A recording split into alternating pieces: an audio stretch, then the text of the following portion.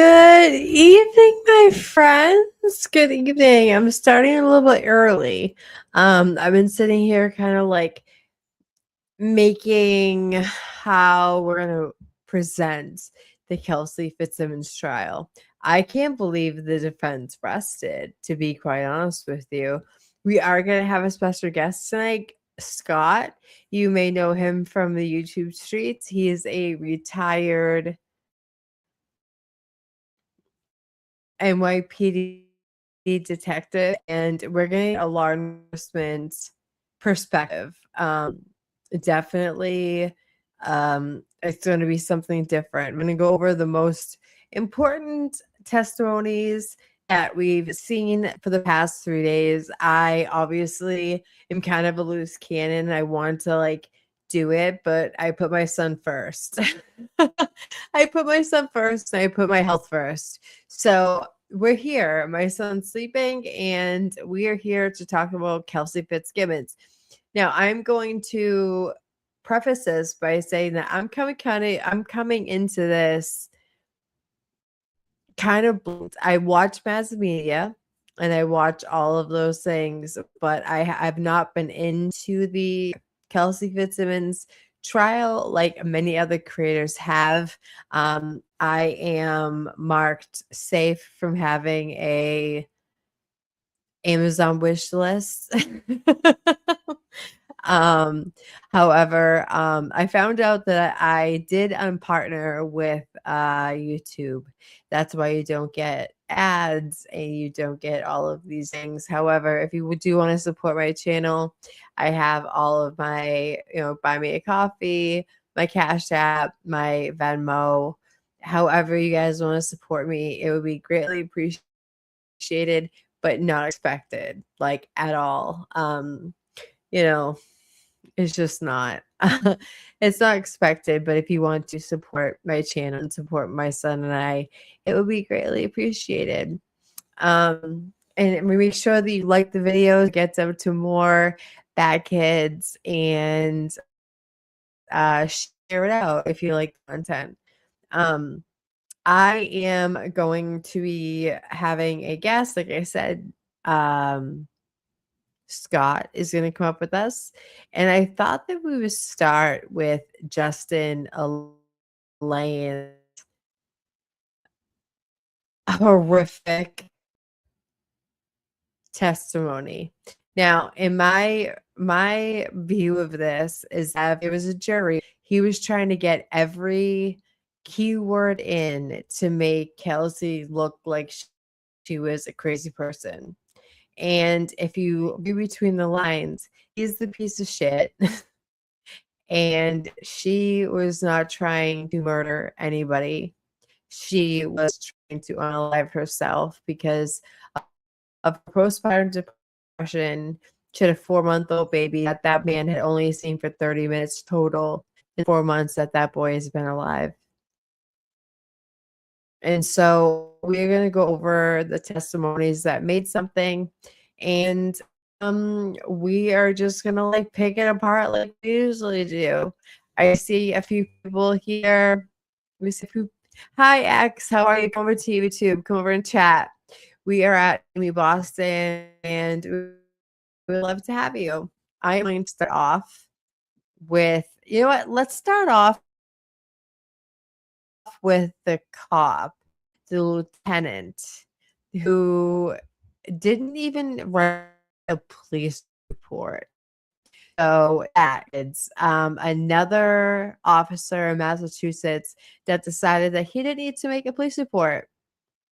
I'm going to share my screen.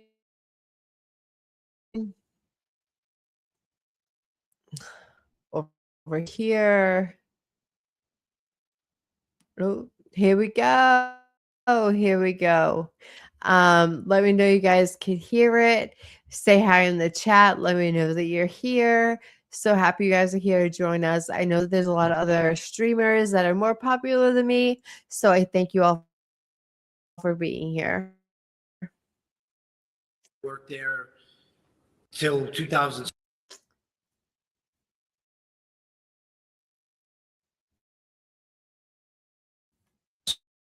Seven, I was hired as a reserve in North Andover in 2005, so I was doing both jobs. Andover. Yeah, I was on patrol for maybe 6 months, and then I filled in as the SRO at the school for about a year and a half. Then I was in detectives.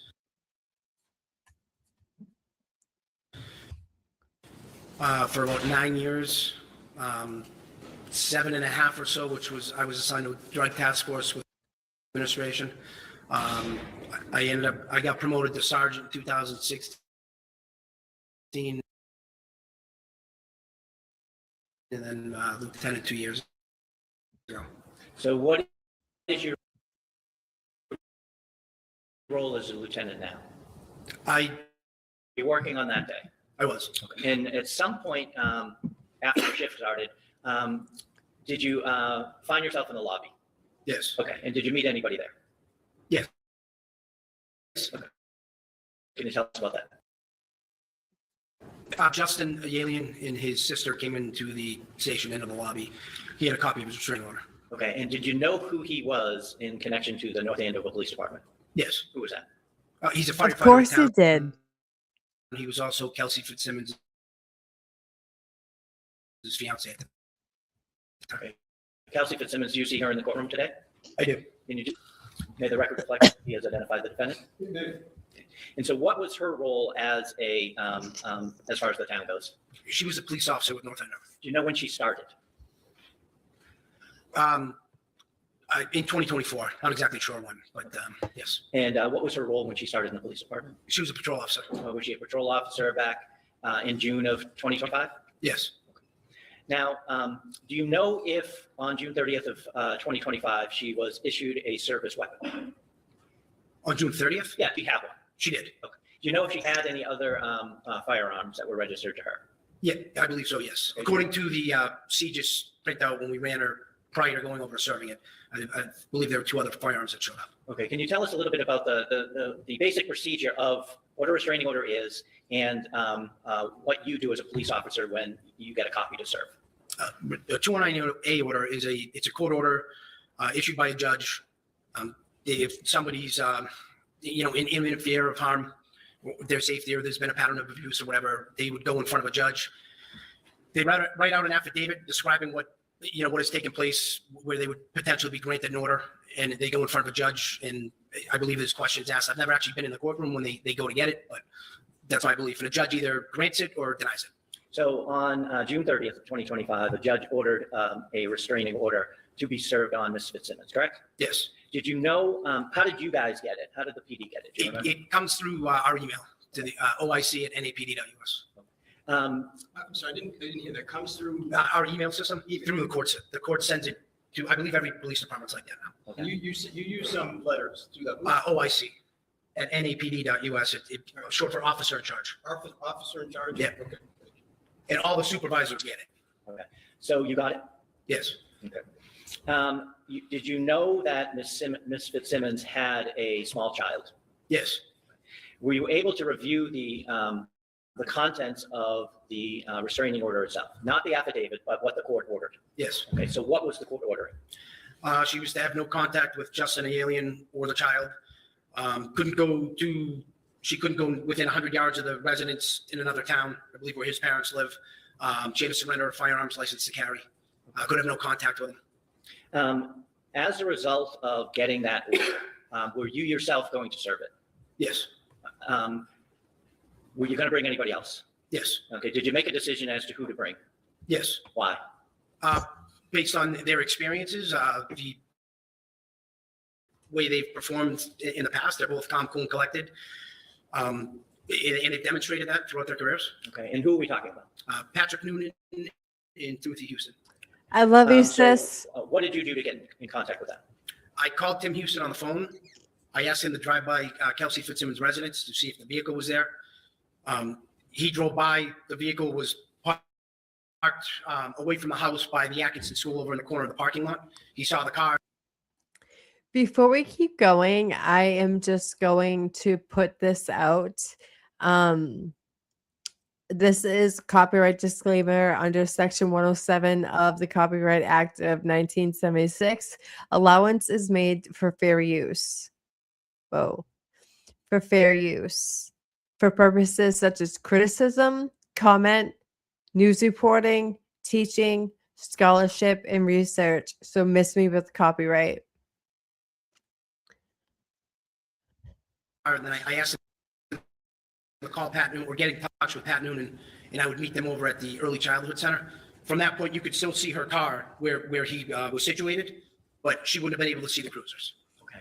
And so you did that. Yes, Did you make your way over to the meetup spot? I did. And who was there when you got there? Patrick Noonan and Timothy Houston. Did you formulate a plan as to how you were going to serve the order? Yes, Okay. And what was that? I explained the order to both of them. But explained that we had to go with the custody of the child, and that she found in the house. We're going to seize those. Did you make a plan with Justin Alayan concerning the child? Yes. What was that? I took his phone number before I left. I told him to stay in the lobby of the police department until I called him. When I called him, he'd come over to pick up the child. Did you make your way over to the residence? Yes. And what was that address? Do you remember? So even not as a professional in mental health social work, I know for a fact that in a DV situation that he perpetuated to the cops, under no circumstances are the person taking the baby ever supposed to be at the residence, because it will escalate horribly. And they allowed him to go to the site of the house with his sister, who just entered and basically ransacked her basement. That is not normal. That is corruption. That is doing favors for people that you know. And it's not right.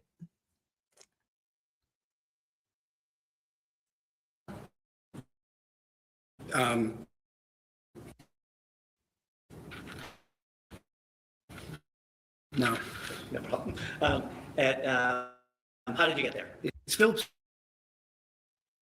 What road? Phillips Brooks. Thank you.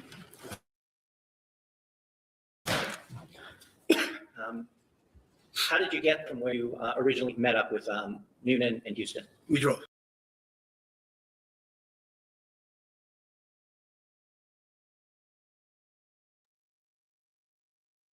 Yes.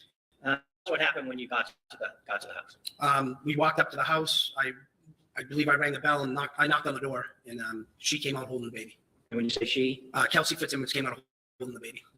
and so can you tell us about your initial interaction with her?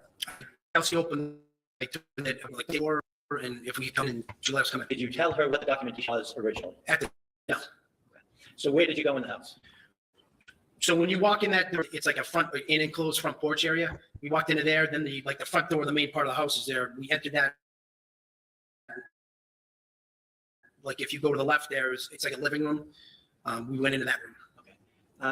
Did you direct her to go anywhere when you did? You got into that room. Yes. So I asked her to put. Why did you ask her to put the child down? Justin had told us that he had concerns. Justin the alien told us that he had concerns that she would potentially harm the baby, us, or anyone else. I didn't want her to do anything. Sure. Can you tell us what you said and what she said? I handed her the restraining order and explained it to her, that Justin had gotten a 298 order against her. Okay. And did you explain the orders that were contained in the restraining order itself? Yes. What did you say? Well, I told her she wasn't allowed to have contact with him. Couldn't go near the residence. She was going to have to turn her firearms Yeah, over, exactly. and Justin had custody of the baby until the hearing. When This you say is the in residence, it wasn't the residence Massachusetts. where she was living. It was in. Yeah, whatever. Justin listed it. Justin the alien listed an address, I believe, a document. Okay. When you mentioned that you were going to need to seize her guns, did she respond to that at all? When I said we were taking your guns? Yep. No, I then asked her, where are your guns? And what did she say? She said they were in the basement in a safe. In the safe in the basement? Yes.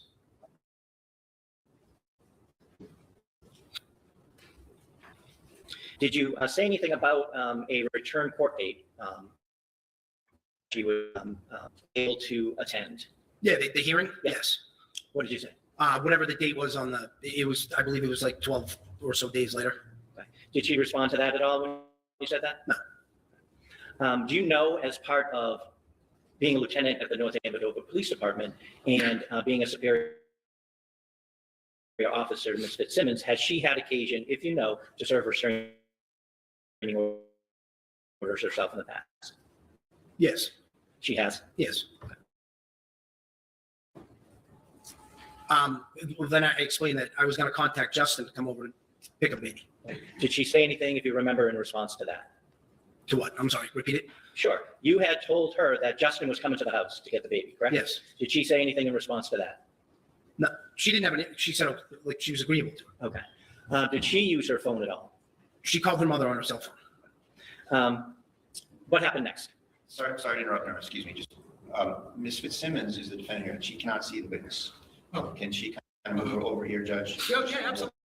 I want her to be able to see. Yeah, of course, no, absolutely. We can move, you folks slide down a little bit. Is it because of the angle or is The it because of that computers. screen? The computers. Oh, the computers, okay.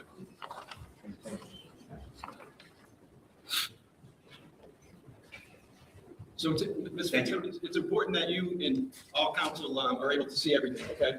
Thank you. Can you see? Right, Can't see, yeah. You may have to sit through. Just so we're clear, a social worker should have been with them. But no, they sent 3 police officers that she worked with and escalated the situation so bad that this poor woman got shot in the chest for literally trying to unalive herself, and they changed the story. It's absolutely disgusting. Always back there. I don't think that there's much that we can do about it.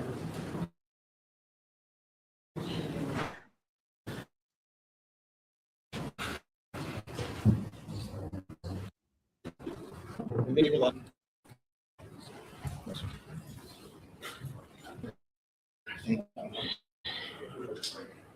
Should I make this a little faster until we get to the good stuff?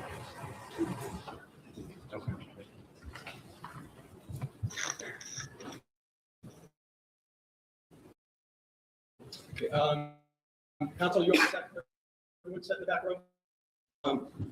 This one, can you see? All right. So what happened next? She called her mother. She called the mother. Okay. Yep. Did she ask if she could gather anything for the baby? Yes. Okay. And so tell us about that. She asked if she could get some items to the baby. So the baby started getting fussy, and like the afternoon ended up holding the baby for a little bit. And Tim and I went around with Mr. Simmons to the kitchen first. She opened some drawers. There were some like jars and formula bottles, whatnot that she put in. And then we went. I just put the StreamYard link in the chat if anyone wants to come up and talk and discuss this.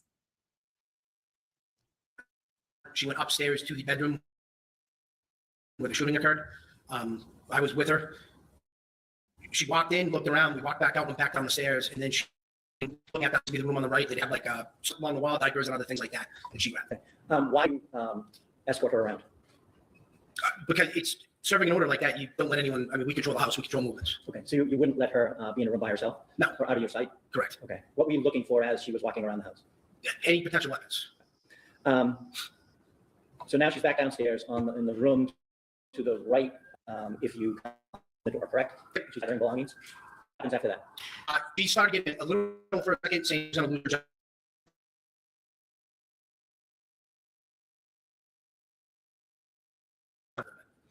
So what happened after you had that conversation? I called Justin to come to the house, and her mother showed up right around that point. Who had the baby when her mother showed up? Do you remember? Officer Houston had the baby when her mother showed up. Was there a handoff at that point? When her mother showed up? Yeah. Yeah, the mother took the baby from Officer Houston. So what happened next? Her and her mother were in the family room. She showed her mother the 200A order, and the statement was made that we were taking Same the baby. And I told her we're not taking your baby. Justin is, and she ended up going back upstairs with Officer Newman and Officer Houston. Okay, and you stayed downstairs? I did. Okay. At some point, did Mr. Elaine arrive? Yes. Scotty. Ooh.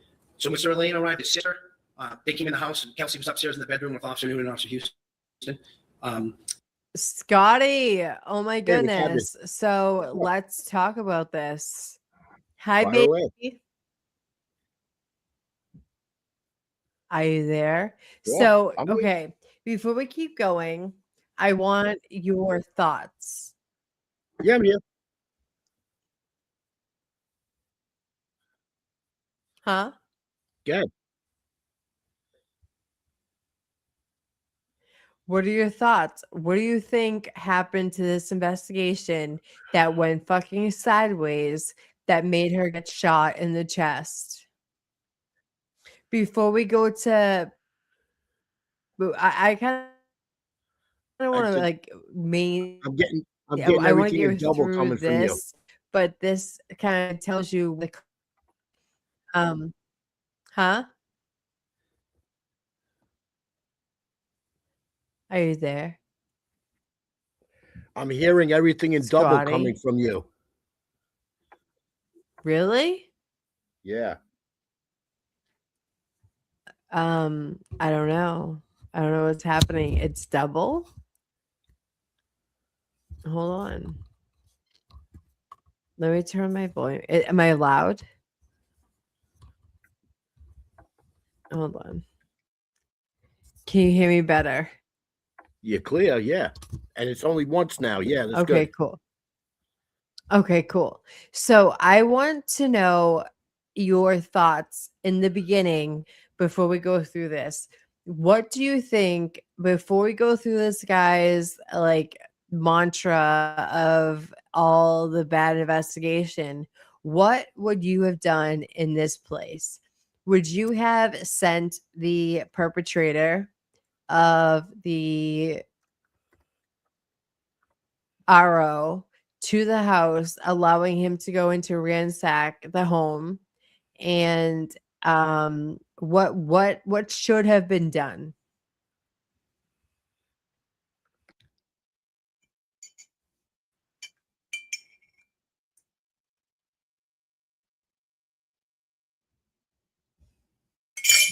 The first thing they should have done was actually look and read the paperwork, okay, and see exactly Okay. what the terms Mhm. were from the judge. Okay. All right, I'm getting double from you and from me now. Let me come out and try it. Yeah, I'm gonna kick you out and then come back in. Okay. Can you guys hear me double?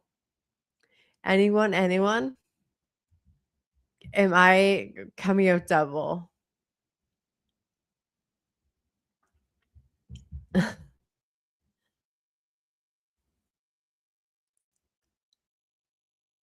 Sorry.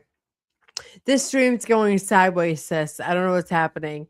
Scott is an NYPD retired detective, and he's going to give us his point of view about what happened with this case and what went sideways. So once he comes back, hopefully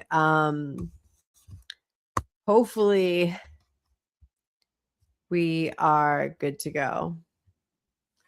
Let me put my face back on. How do I put my face back on? Here I am. Here I am, guys. Scott will be back. He is a wealth of knowledge with this stuff, and not for nothing. This case isn't what it's. She should. Oh, is he back? Is he back? All right, let's go back to our cop, and we'll wait for him to come back. That's not working. At this stage. Here we go. We're not professional here, kids. We are not professionals. All right, let's start. I had the sister take the baby out to the vehicle, and Justin grabbed some things and went out. He came back into like the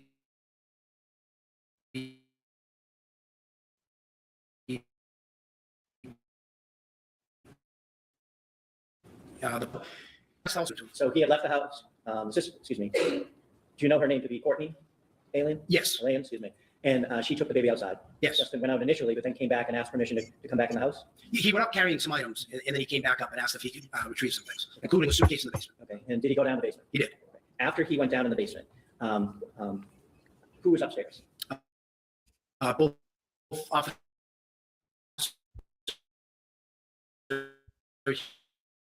Houston, Officer Newman, and Kelsey. Remember? Officer Houston came acting, so Officer Houston was going to hold Justin the alien at the door over there, which is around the backside off the kitchen. And Okay. And Officer Noonan is still upstate.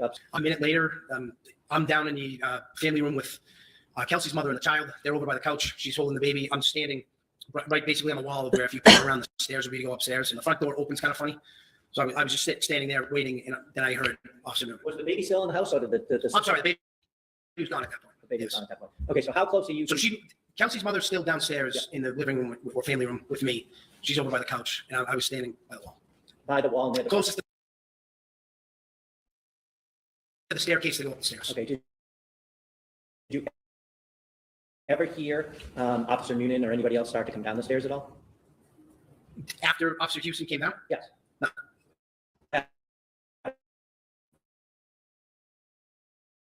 I heard Officer Newman. Catch up, please.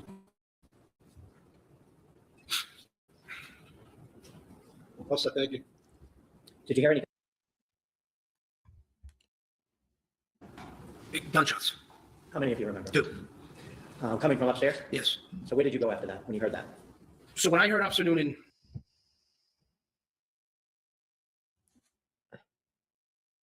call out, Kelsey, don't do it, Kelsey, I pivoted, looked up the stairs and started running up the stairs. When did you hear the gunshots? While I was moving up the stairs. Officer Noonan, was he at the top of the landing? He was on the frame of at the frame. What did you do when you got to the top of the stairs? I looked in the room. And what did you see? Miss Fitzsimmons was laying down. She was on the floor. If you look at the room, she was from the doorway. She was on the opposite side of the room, head closest to the wall, feet closest to us. And she appeared to be injured? Yes. So what did you do as a result of that? I immediately went into the room, got up there. When I got up to her, I could see the gun was, she had a firearm down by her left leg. So I picked the gun up, put it on the bed, between her and the bed, and then we started dealing with, rendering it. Where was Officer Noonan at this point? In the bed. Did you have your gun out? No. Did he have his gun out? Yes. Do you know what happened to the gun on the bed? The gun on the bed, at some point when I was handed it to Officer Core. Officer who? Noonan handed it to Officer Core, C-O-R. Did you, can you describe the injuries that you saw? Yeah, so she had a gunshot wound to her chest, or lower, between the abdomen and the chest, like right below the breastplate. Can you imagine a person that you've worked with is sitting there looking at her, pointing a gun to her own face, and he panicked as a war vet. He's a combat vet. He's a combat vet. He panicked and shot a woman with postpartum depression in the chest out of panic. My opinion. And when I rolled her over to her side, I could see in the back what appeared to be an exit wound. Were the first responders, Basically, right, pretty fast, saying that we had shots fired, female down, and we need medics or something to that effect. And I believe other people also were on the area. was the defendant saying anything when you got in the room? When I got into the room, really, when she's on the ground, Yes. yeah, she kept saying, "I'm sorry, and I want to die." I'm sorry, I want to die. Does that tell you that she was pointing a gun at a cop? No, she was pointing a gun at What did you do at herself. the scene, if anything, at that point? At that point, we were calling people to come to the scene. Okay. Did you secure it? Yeah. What happened with the gun? If you know, what happened with the gun that Ms. Fitzsimmons had next to her when you walked into the room? Do you know where that ended up? Yeah, so if you came up the stairs, at the top of the stairs, there was some shelving with some police equipment. There was a weapon safe, put it in the gun safe, and basically stood over it till he was relieved.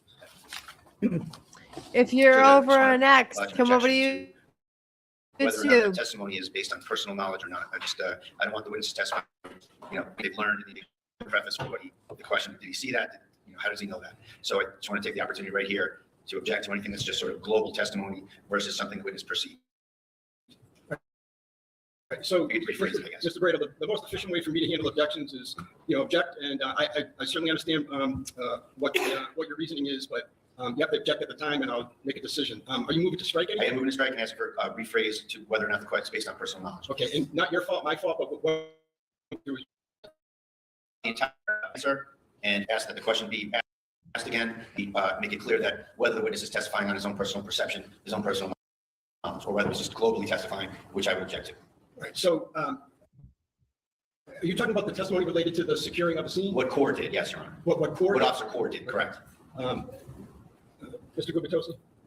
Well, he can ask all the questions he wants on cross-examination. The testimony is what the testimony is. Well, it shouldn't come in at first, Your Honor, at the first instance if it's not based on personal All right, knowledge. I'm going to overrule the objection, but I certainly understand your point, Mr. Brado, and I'll look out for it. Thank you very much.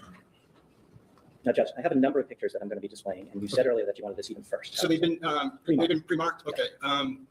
Well, no, you're going to display them there? Yeah, that's fine. Just, but let's just make a record of what's been pre-marked, if you could, Mr. Ruane. Yes, Your Honor. The parties agreed to pre-mark exhibits 1 through 72, which are all photographs. and Send. Exhibit 73, which is a thumb drive and an envelope. I'm sorry, I didn't hear you. 73 was what? A thumb drive and an envelope. In an envelope? Yeah. Okay. The next numbered exhibit would be 74. Okay. And counsel, I want to commend you folks for having that definitely speeds things up. No, that's fine. You can ignore it for now. Thank you. Sorry, pre-marked exhibit, that's a residence that Ms. Fitzsimmons was living in there at the time? Yes.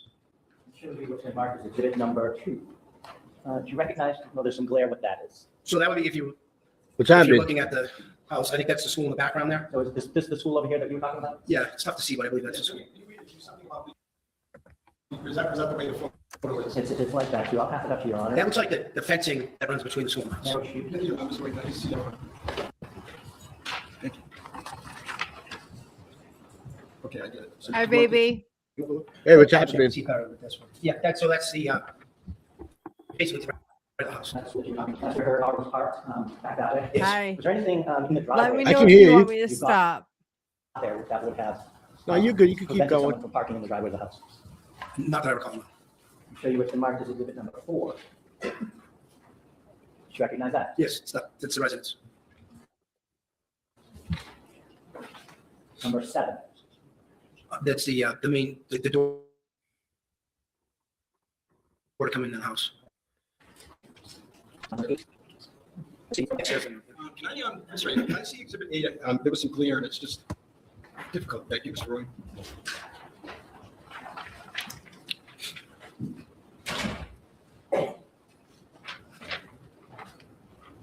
So were these photos taken that night? I guess I'll ask. Did you know, were these photos?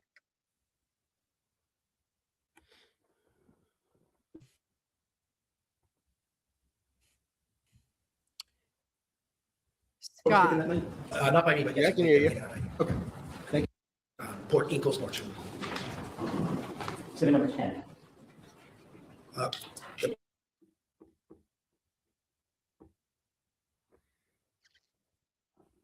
Main, to get the door to get in the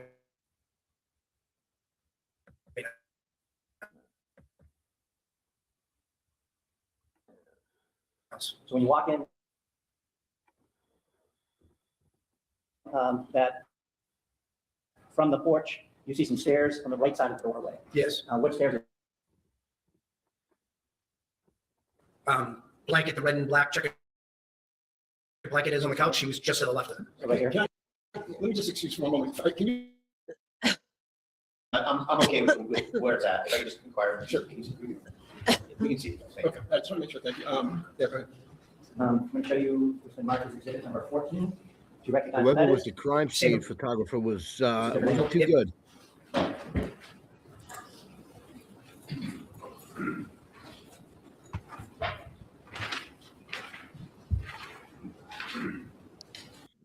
Scott, what do you Yeah. think of this guy's testimony? It's hard to tell with this guy. Like, I can't see who it was. Was it the lieutenant? It was he's the lieutenant. He was The lieutenant. there. He was Yeah, there at the scene. the lieutenant. I've never worked with anybody as, let's say, tactically irresponsible as him, especially at his rank. I mean, I get that it's not the Wild West in North Andover, but I'm assuming No, that. it's not. It's like no crime.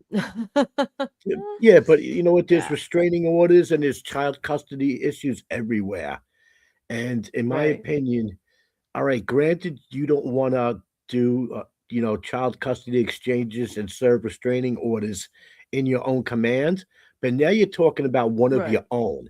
They could have done it there. They should have Mhm. done it there because they also had the I guess it was the social worker there. So the question is, why Well, didn't they do it there? so there was not a social worker that ended up coming. She came much Exactly. later. Right. There should have been DCF Exactly. calls. There should have been a social worker. And they came as her co-parts. So they knew her and tried by saying like, "Oh, I didn't know her. She was on maternity leave most of the time. I didn't know her," which is a lie because Noonan, when we get to him, he's like, "I knew where she parked. I knew where she lived. She was a football field away from her house. Why did she park there?" Like, we're gonna get Exactly. to Yeah. that, but like, I to say, I just want to say that cops are not bad. And I know several cops, several stadies, several marshals in my life. And due to family growing up with them, my brothers, they're not bad people. These people cover for their own. And I believe that 90% of police officers are absolutely fucking amazing, but it makes these motherfuckers make them look bad. You are not a bad cop, and no one should ever look at you like that because you are not them. These people are criminals in their own right. Do you know what I mean? Yeah, I appreciate it. You know what? I mean, every department is going to do favors for people, obviously. I mean, Right. people Yeah. get the get out of jail free card. Well, it's not really a get out of jail free card. That card only works is if something minor happens, somebody rolls through a stop sign, somebody, doesn't use a turn signal, Right. they get pulled over, stuff like that. That's not getting you that's not getting you out of trouble, legit trouble. Right. Um, Right. I mean, from what I've seen But so what far, happens when you shoot your coworker in the chest for no reason because she wanted to kill herself? well, believe it or not, I was involved in something similar back in, I believe it was 1992 when I was a rookie. I was working 8 at night to Okay. 4 in the I was working 8 at night to 4 in the morning. I got to work early, probably around 6:30 that night, was waiting to go get changed in the uniform, and my lieutenant comes running out in plain clothes with a suit with a, briefcase. He opens it up, he Yeah. pulls out 2 guns, he loads them, he makes sure they're loaded, and he runs out. So I was sitting there with another cop, Right. another rookie. We go up to the desk, and the guy at the desk tells us one of our cops just got shot in Canarsie, and the lieutenant's going there. So I look at the kid that I'm working with. We're not even on duty yet. We went and grabbed batteries for our radios, and I had never been to that station before. I jumped in my personal car and I tried getting to Yeah. that train station, and we actually made a wrong turn and wound up at the hospital, and we saw a whole bunch of police cars pulling up to the hospital. So we got lucky. We assumed it was the cop coming in. We jumped out of Okay. my car, ran over to the ambulance, opened up the back doors, and pulled the cop out. Okay. Now, this was a cop from my command. Okay. And I had been there at Okay. least a year. I didn't even know who the kid was. It turns out he was out of the last class, was working plain clothes with a senior cop on my tour, Yeah. and he pulled out a gun on a female on the side of a factory building. And cops that were actually senior working undercover saw what was going on coming in on the train that they were on. So they ran upstairs, confronted him, and the rookie did the worst thing you could do. When they said police don't move, he turned around with the gun in his hand and they opened up on him and shot him in the neck. Luckily, Oh the my kid lived. God. Yeah. I remember the kid's name was Derwin Pennell. I mean, it's the kid was lucky. That was a disaster. It was a Right. big disaster, and they tried covering it up. They tried Yeah. covering up, saying that he was shot. They actually I was transit police at the time. The transit police Yeah. emergency service unit and NYPD ESU went to the housing project right down the block, and they were blasting doors off the hinges. Right. So, yeah, in this day and age, you can't do that. You know, they were Do you tactically think that they irresponsible. were in imminent danger? Absolutely not. But we also know that Justin, the real bright firefighter, was keeping guns in a baby's room. Yeah, that's real brilliant. Yeah. Right. And the thing is, when he was like, my baby's in danger, but you had rifles and guns and many guns in a Yep. closet in a house that looked like a fucking paper stamp. That Yep. wasn't like a mansion. No. You know what I mean? Then Can to we make it skip- worse, if you remember, when he's getting crossed, he goes in to get his rifles out of there, but he takes her guns and leaves Right. them on the bed. And leaves them on the bed. Yeah. And to me, I'm not a cop, but I could be a PI. Me, you've talked about this. I'd be a good PI. That seems like intent. Oh, absolutely. But you know what? Right? It's not what you know, it's what you could prove. And being Right. that somebody's family is tied in with every police department in that immediate area because of their Right. community service. Right. Right. Right. We're gonna get to it, but this guy, when I saw him testify, he seemed fucked up about what happened. I think he panicked. Oh, I do too. I think Noonan panicked. And you know what? I really can't blame Noonan. Right. This is what my theory all along has been, that he panicked because when it panicked. came out, when the story came out that she said that she wanted to shoot herself, okay, that's fine and dandy. But here's what happens: you go to a colleague's house, okay, and you're doing a restraining order, or you're taking her weapons, whatever the case is. All right, you ask them, okay, she knows they're gonna take your guns. They ask her, Right. where are your guns? She says, Right. in the basement. Okay, now if you Yeah. have her contained to the first floor, okay, you're taking her on her word, and you're not gonna let her go down to the basement. Okay, Right. so all right, granted, all right, could that be legit? Absolutely, absolutely But legit Scott, that they took her word for it. why was he allowed to rummage through the basement? He never If should have been that's where there. they were, why was he allowed? Right. He never should have been Why there was he at allowed? all. He shouldn't have been there. Um, Nobody from his family should have been there. A social worker Right. should have been there, or somebody from what are they here? It's called ACS, Child Yeah. Services. I don't know what it's called from up there, but somebody A should have been DC. there to take that baby, and then Yeah. take the baby to whoever was supposed to have custody. They totally blew this Right. one for whatever reason, Yeah. and Right. claim ignorance that they didn't know that's how it's supposed to happen. Right. I'm gonna fast forward to the cross-examination because I find them to be more informative, if that's okay with you. Absolutely. Okay, so we're gonna go forward. Sis, I see your question here. Why do they want to cover things up? In my opinion, what happens, this is my theory from the beginning, okay? Kelsey lied about where her guns were. They were expecting the guns to be in the basement, okay? So now Yeah. they're gonna obviously they're gonna allow her to go get clothes for the baby, bottles, formula, whatever she needs, okay? But you Right. send somebody with her. So Noonan, I'm assuming, is the one that was sent with her.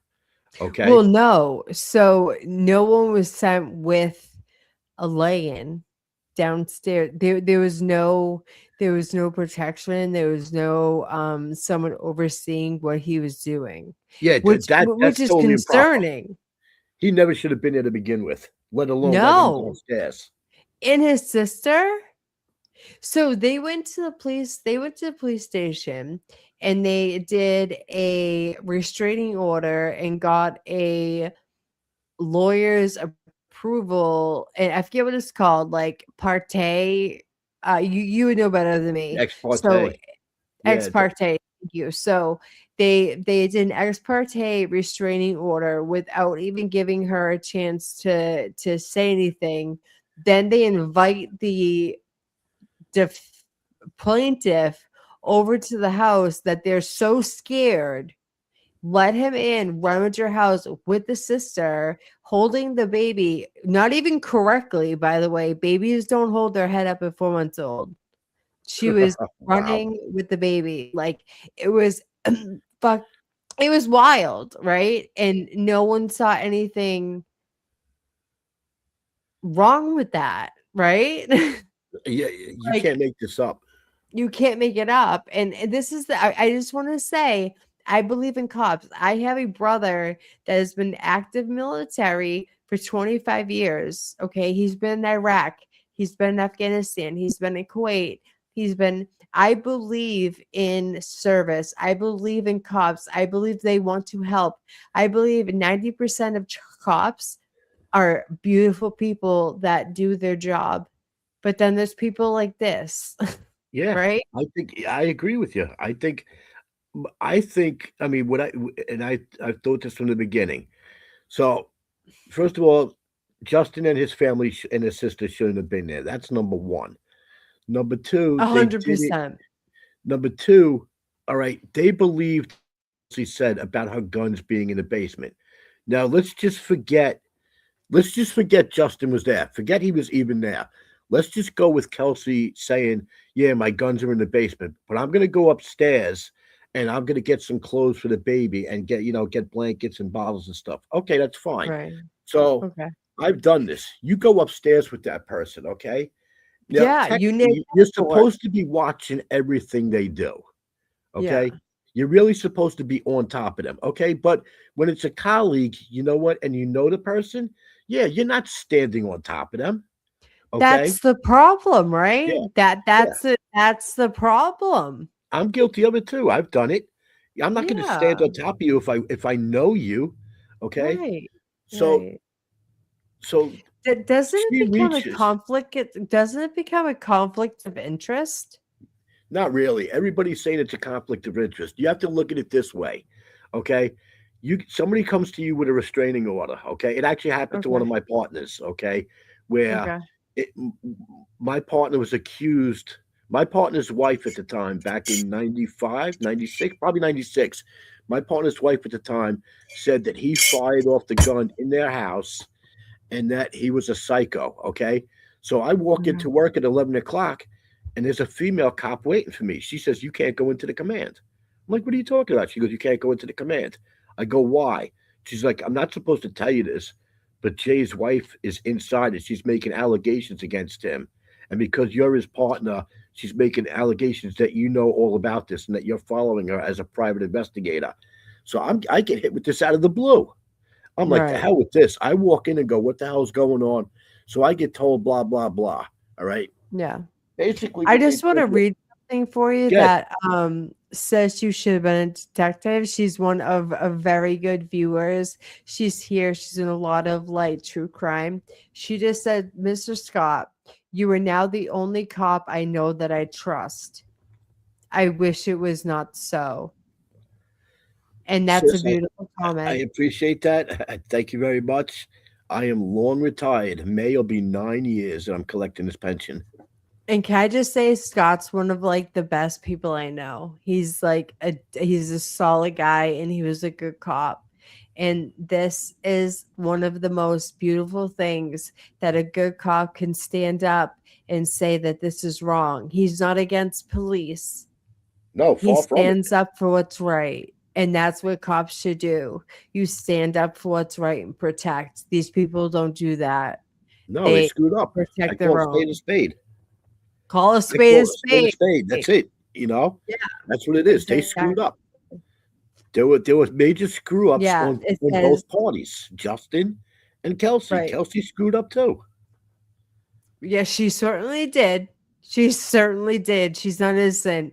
And sis also said, "You're giving me the confidence," and I said, "Thank you, Yeah, I sis." appreciate it. That's such a beautiful comment. Thank you for It is. that. And Scott is Thank you. amazing. He's one of my besties. Oh my If you god, kick that a Scott, many, you're the only one I talk to on the phone. You know how introverted I am. I know. We've been blocked in a few chats We've been together. blocked. Yep. Yeah, And we from a few we channels. we are. We've been blocked on channels for telling the truth. So let's Yep. just like put that there. Okay, can I move to Justin? Yeah. Go right ahead. Okay, thank you. I think this is him. I'm gonna go and we're gonna rip him apart. Let's see. Actually, they're showing the video of him going into the house. Play to its conclusion. You would have no questions? Correct. Okay. So then, why don't we do this? Let's march forward with the cross. And obviously, Commonwealth can follow up on redirect. And maybe by then we'll get it working. All right. Unless you were going to start with that? But if you want to set a stage with how Okay. Kelsey came home and how they went to the house. Oh, that's fine. You should be able to Come on. start it from the beginning. So this is him entering the house. Commonwealth of the lieutenant, and this is Exhibit 73. And now, of course, it won't work because I've said too much. Okay, thank you. So here it comes, him just gallivanting.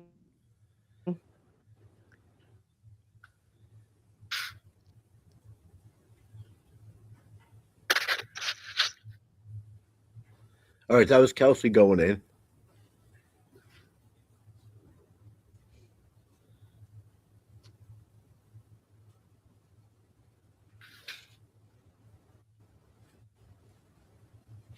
Do they look afraid of her? That's Kelsey. Yeah, that's Kelsey. Looks like there's nothing going on. She doesn't have a clue. Mm-hmm.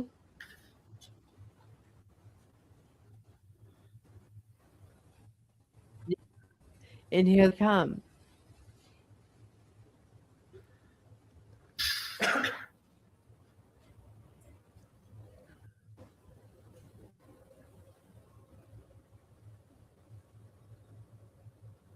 All right, so now you see this part coming now where they're about to enter the house.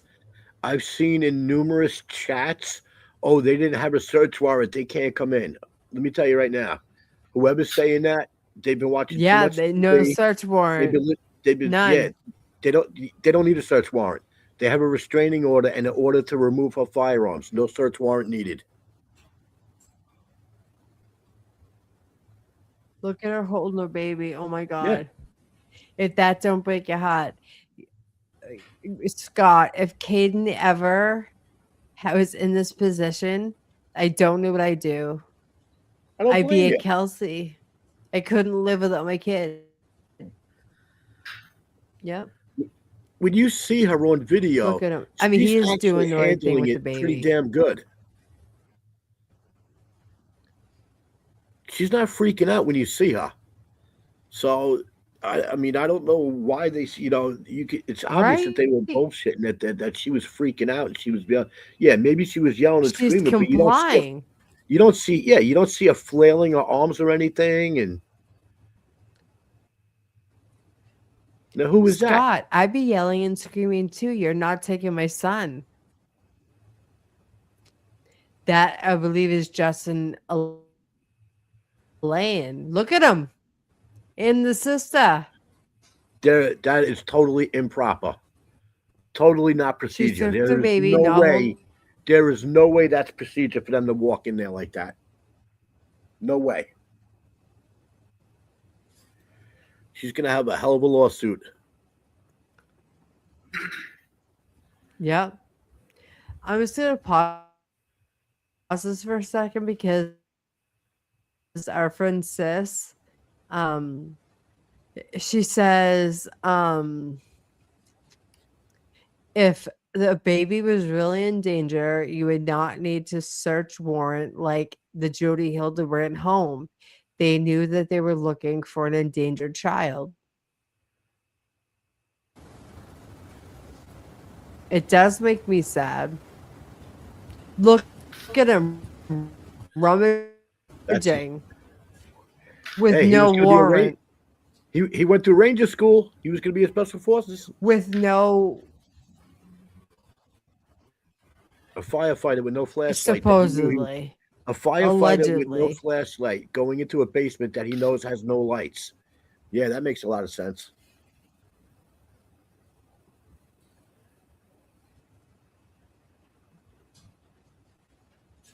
And look at the little bitch run. People don't even run that fast when they're getting shot at in the street.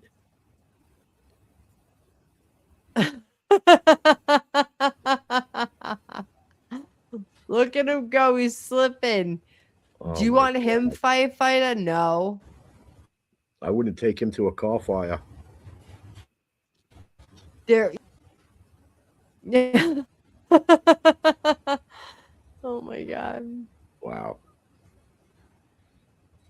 Look at the police are finally running after him because he stole the baby. I don't know which one that was, but I'm going to tell you right now, there's a lot of people saying, oh, they wanted to kill her. If they wanted to kill her, okay, she wouldn't have made it out of that house alive. Okay. I don't know who stopped the bleeding on her. No. I don't know who did what, but not for nothing. If they wanted her But gone, she didn't would even have been the gone. baby in her arm. Houston had her baby. Listen, I don't know what I would have done if this happened to me and Caden they took Caden. I would be beside myself. Oh, I don't blame you. They're not running to help her. Well, the one guy ran out to get it. Yeah, see, He came in. was. He's got his medical bag, and then look, the video cuts out immediately. Why? Yeah. Even if that's motion activated, most motion activated cameras don't shut off immediately. They record for approximately 30 seconds. Now, what they're carrying her in is called. A lot of people are saying, "Oh, they put her in a body bag." That's not Is a that body a bag. coincidence? What they are carrying her in is called a scoop stretcher. Right. That's used for tight spaces like the There was staircase to bring her narrow down. stairs. They couldn't get like a stretcher in. That's why they use that. That's why they use a scoop stretcher. Okay. And, It's rubber. all right, so It's strong rubber. And what you do is We, usually 4 or 6 exhibit people carry it down up and down the So- stairs. I'm gonna fast forward to his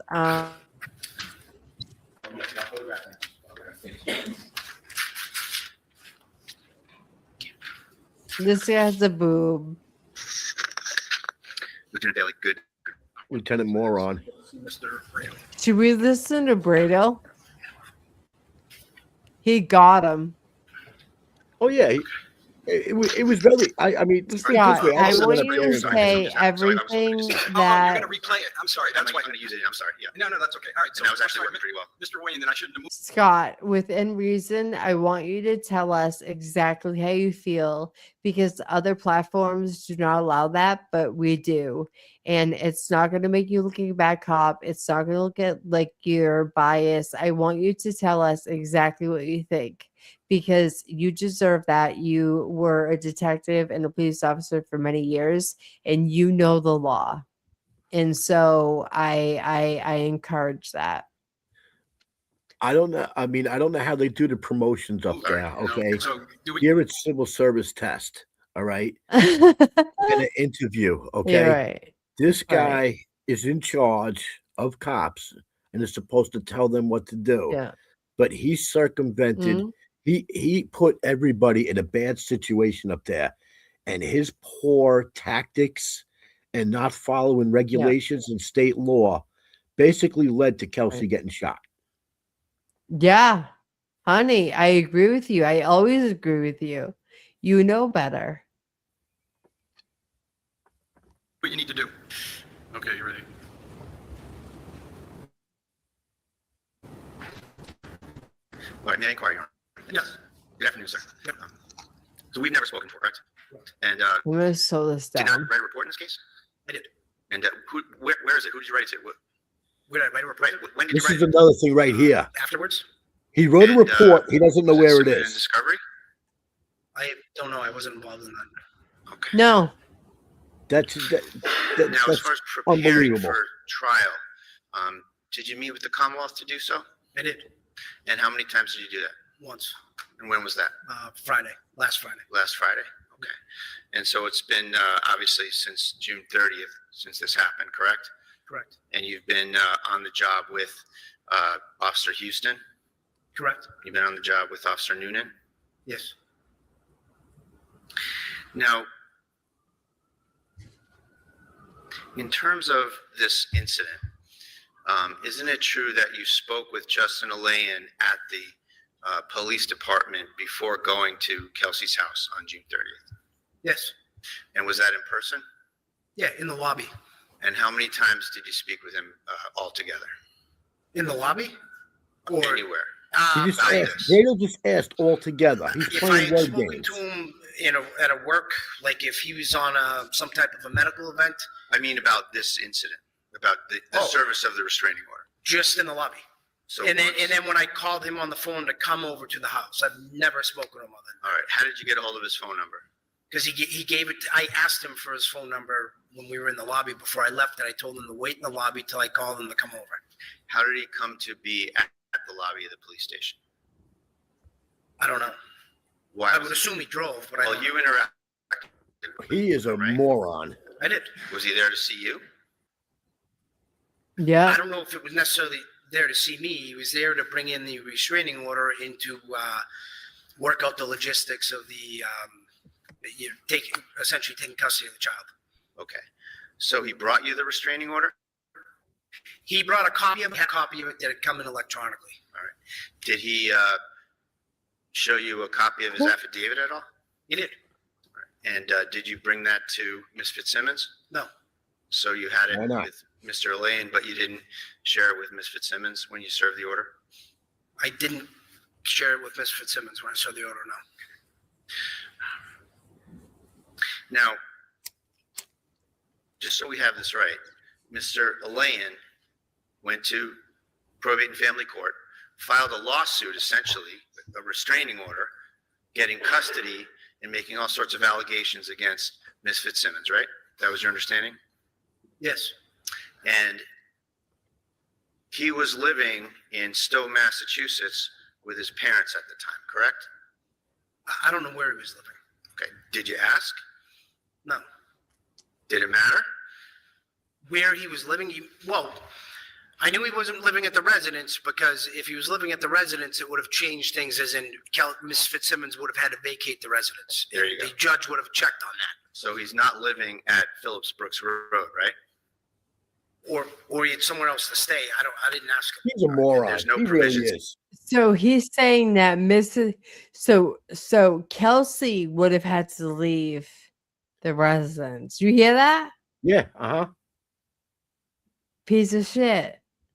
She's the he's an abused absolute one. moron. He really is, Moron. and that's being nice. Right.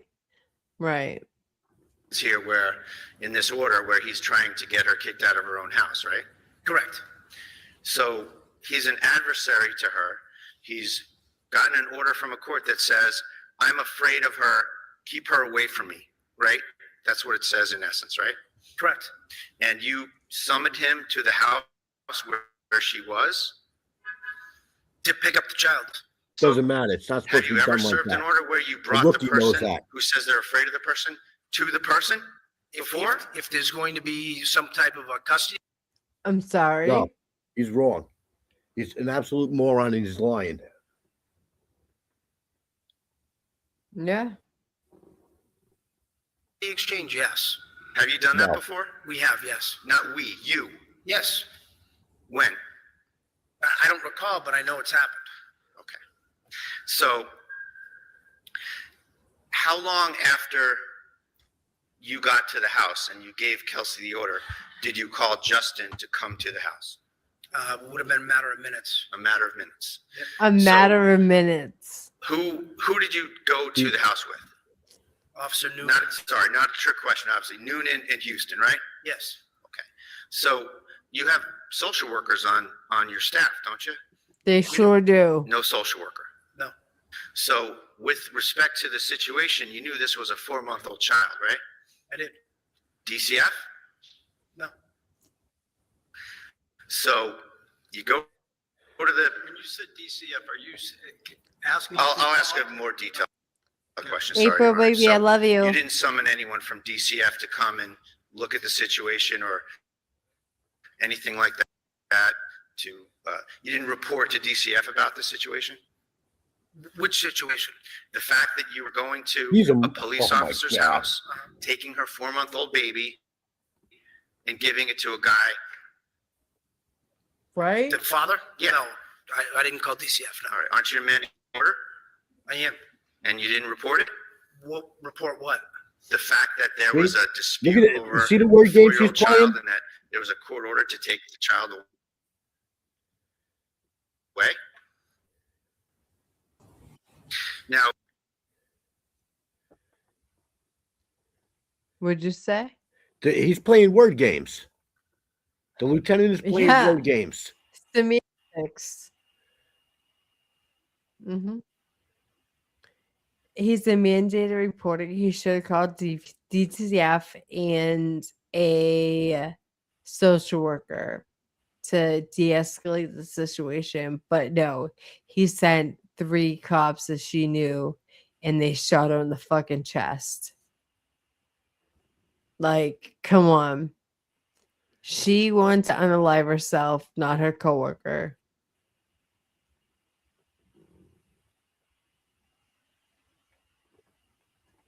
restraining orders, your experience with restraining orders, right? I am. Restraining orders have provisions for retrieving property, don't they? What do you mean by that? Look at Restraining him. orders have a provision that says, and the judge can check the box, the judge can write things in it, as they often scrawl yes. things in, right?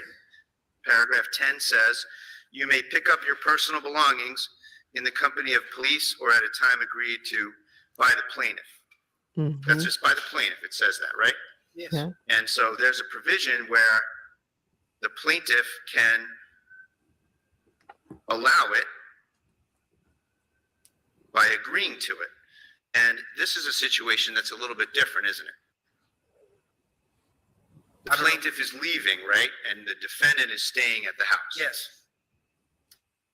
So the judge took no action in that area, did they? About whether or not Justin will enter that house. No. And so you took that upon yourself to let him in there? She was informed that we were calling him to come get the baby. She did not object to it. When was she informed? When I served her the order, when she was sitting on the couch. And you said what?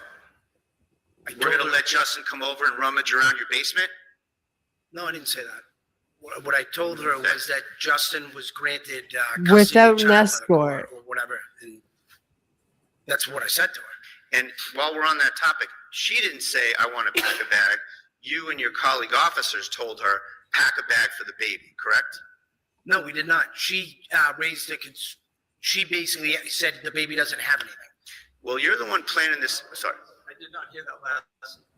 She basically said the baby didn't have any of their stuff. Is how that what precipitated her going around the house to gather items. Thank you. Okay, so wait, I'm gonna pause this. So you're the one planning this out. Would It's a your woman- testimony that you, Would a woman that was so unhinged went around and picked up the baby items that he needed to go to a different house? Does that tell you that she's mentally ill and not with it and is going to comply? Does that tell you that? He is so full of himself and trying to cover his own ass now. Everybody's gonna see right through him. Yeah, the judge. I'm glad it's a bench trial, to be quite honest. Like bench the jury. When we get to Justin, it's gonna be bad. I'd like to get to him sooner than later. Could you mind if I go straight to him? Yeah, whatever you want to do. Cool. Let me go to him.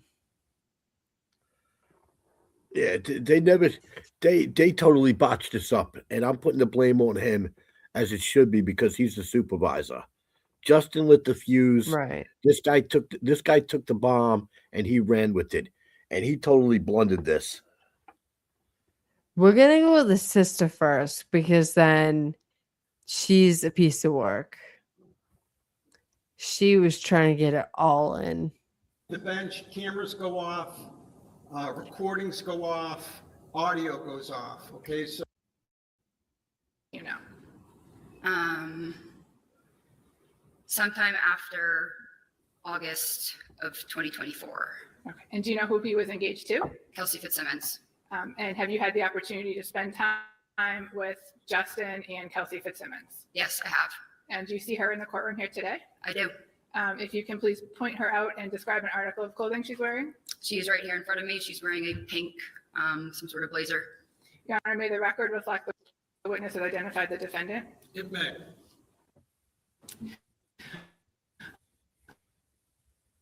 Do you know when the wedding was supposed Thing was supposed to be October of this past. October, Yes, and was it ultimately canceled? yes, it was. I'd like to direct your attention to the weekend of June 28th and June 29th, 2025. Objection. Grounds? Relevance, 403. Okay.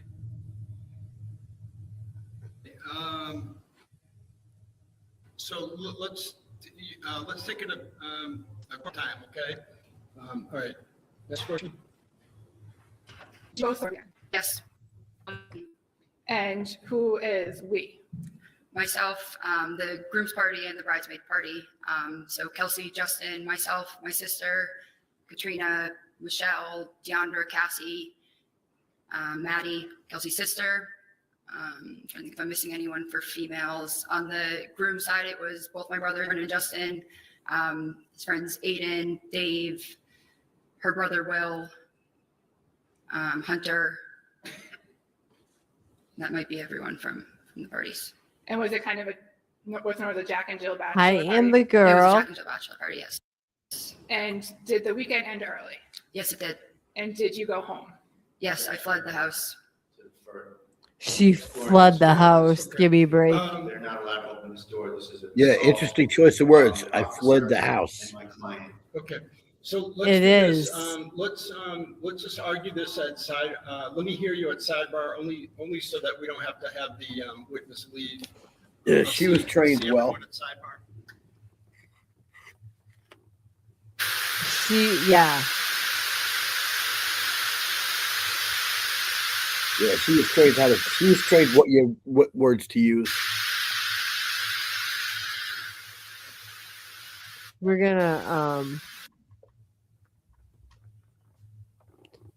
gonna pass the.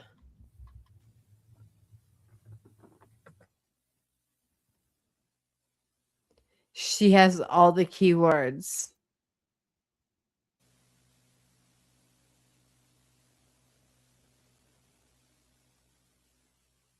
One, all counsel and the defendant are present.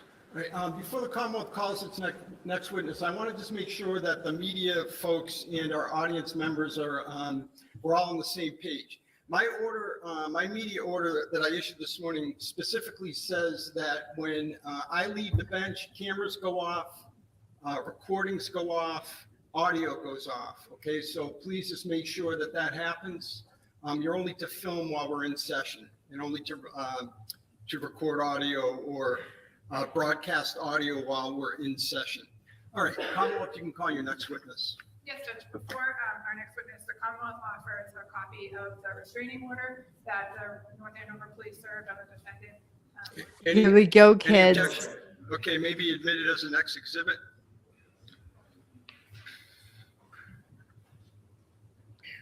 Piece of shit liar. Exhibit 74, so marked. And Yeah, can figure out who that is. Right, right, Scott. I'll look at it. ATS, I'm so happy you're here, baby. I love you.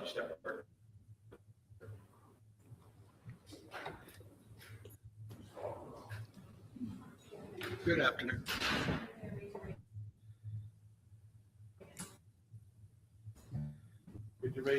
Is this his sister again? It's his sister again. You may have a seat. Thank you. Yeah. She had to leave the room because he has to like. Good afternoon. Good afternoon. In a nice loud voice, if you could please state your name and spell your first and last name for the record. Courtney Alayan, COURTNEYAYLAIAN. And did you pronounce your last name Alayan? Yes, How old are you? I'm 28 years old. In what city do you live? I live in Stowe, Massachusetts. Where did you grow up? That's Stowe, far Massachusetts. from North Andover. And did you go to school and stuff? North Yes, Andover. I went to all of my childhood schooling in Stowe. I went to high school in Bolton, Massachusetts at a regional high school. What do you do for work? I work in software sales. And Yeah, Do you have guess where she siblings? works? I do. I'm the youngest of four.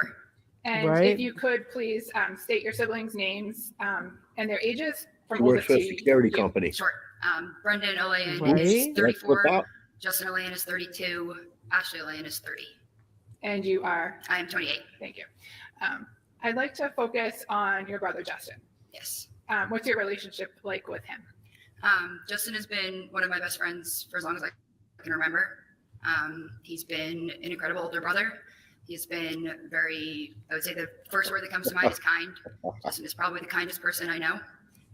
He is loyal to the people he loves. Okay, so this is all just like character, and the judge is like, fucking miss me with this. Right? He doesn't take this into consideration. Right? Am I Yeah. wrong? Just Am ridiculous. I wrong? You know. Yeah. Next question, please. Sure. Are you aware that he was engaged to be married at some point? Yes. And around when did he become engaged, if you know? Sometime after August of 2024. Okay. And do you know who he was engaged to? Kelsey Fitzsimmons. And have you had the opportunity to spend time with Justin and Kelsey Fitzsimmons? Yes, I have. And do you see her in the courtroom here today? I do. If you can please point her out and describe an article of clothing she's wearing. She is right here in front of me. She's wearing a pink, some sort of blazer. Your Honor, may the record reflect the witness that identified the defendant. It may. Do you know when the wedding was supposed to be? The wedding was supposed to be in October of this past year. October 2025? Yes. And was it ultimately canceled? Yes, it was. I'd like to direct your attention to the weekend of June 28th and June 29th, 2025. Objection. Okay, grounds.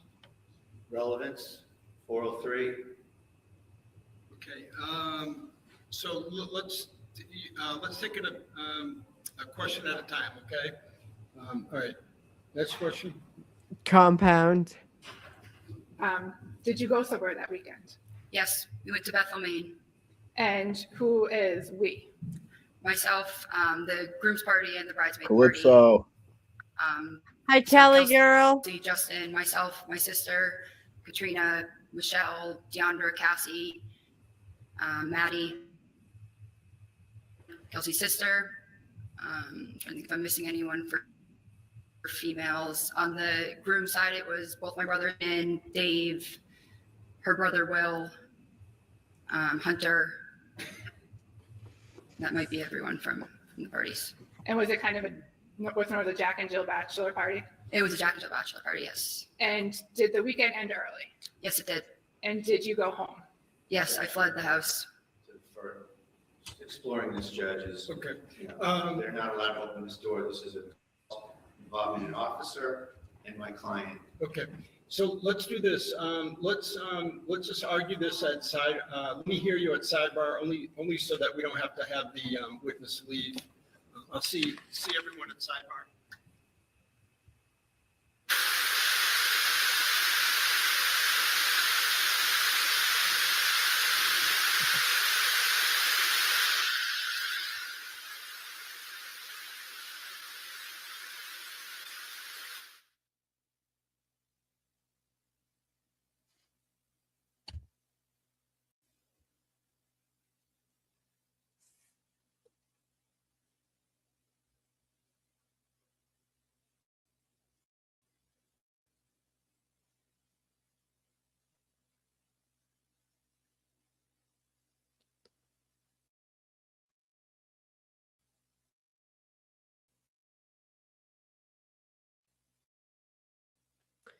All right, let's move this along. I'm not doing sidebar. Sidebar that makes sense. Like it's a jury.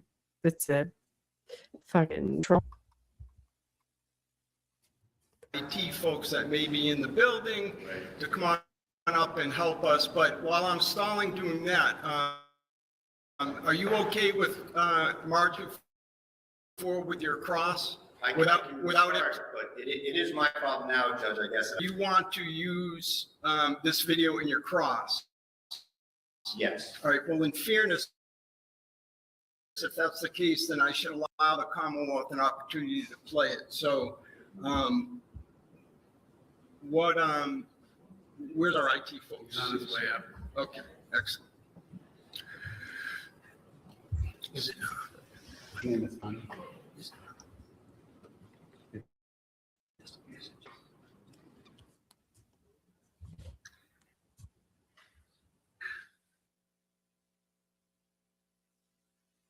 know what, while we're doing that, can I? Oh, see good, counsel good. at sidebar? God. I want to go to sidebar. I'm trying to like move it.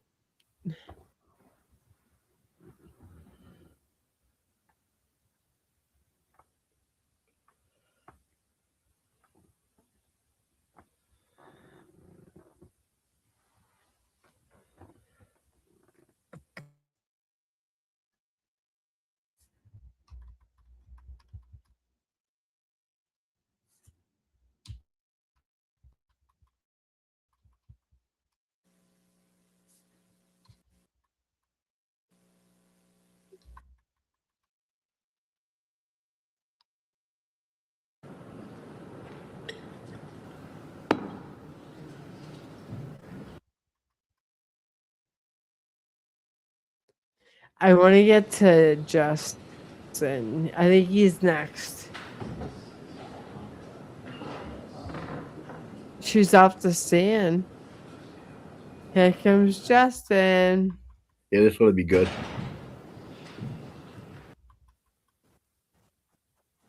Yeah.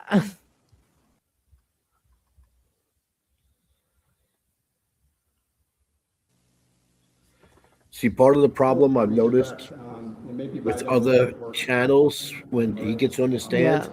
Unless you were gonna everybody's start- talking about the text messages and the phone Yeah. calls. Okay, the judge doesn't know about the text messages Right. and the text messages and the phone calls. That's how you know Right. people's feelings. People's feelings are way too involved in this. Mm-hmm. With that, I'm trying to be flexible, Judge, but I do want to set the stage with how okay. Kelsey came home and how they came to the house.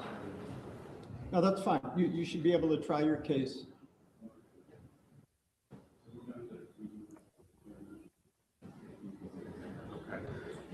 Judge, Is this Justin or another we have- police We have officer? the actual DVR from the house.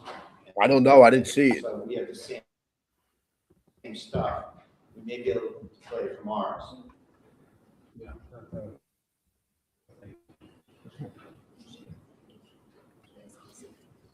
Actually, even better, we do have their compilation. Okay. Play here, maybe? The beginning, we're still going to consider this, that this is, I'm trying to find it. So we have the same stuff. I'm trying to be flexible, Judge, but I do want to set the stage with how okay. Kelsey came home and how they came. All right, go forward.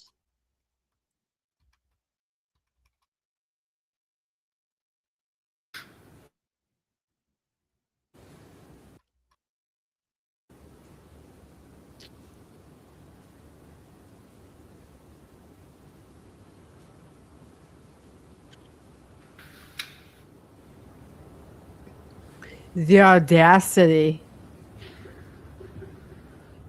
Yeah, it's not only, getting blood pressure up. It's really disgusting what they Right. did.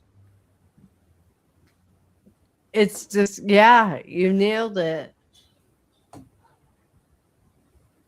Imagine having your baby taken away from you for no reason. I can't, like 4 months old. I had postpartum depression too. Like, this is not cool. And she was getting help. I'd flip if you take my PlayStation from me. Right? Look at him. Look at him. Him and his little fucking lesbian loser sister.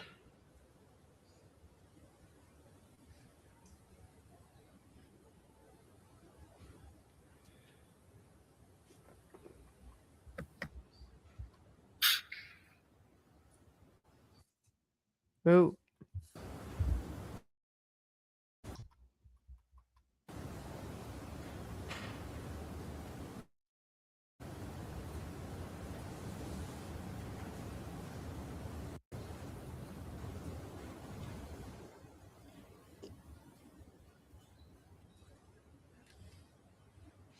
Yes, she is one of Kelsey Fitzsimmons' lawyers, Martha Cogley. She definitely is. Absolutely.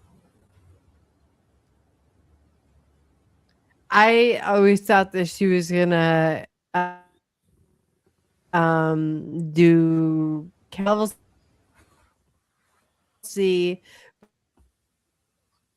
but I guess Brittle did. He kind of disappointing.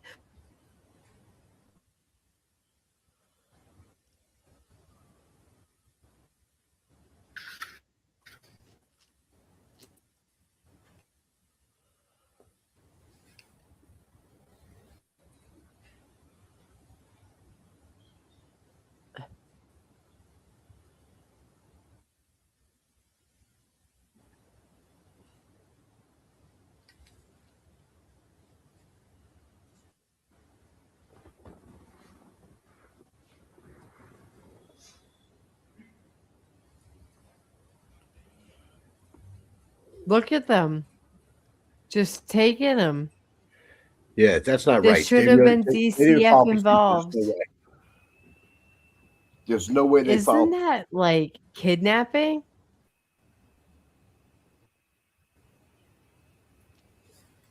I'd call that legal kidnapping. Right. Yeah, okay. That makes sense.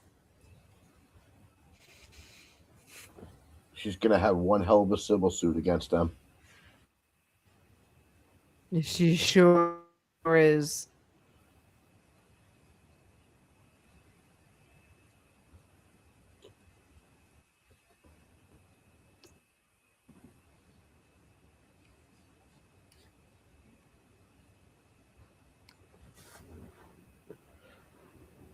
Just so you know, your Look Boston at him. Bruins. Just rummaging through her shit Yeah, that's without wrong. a warrant.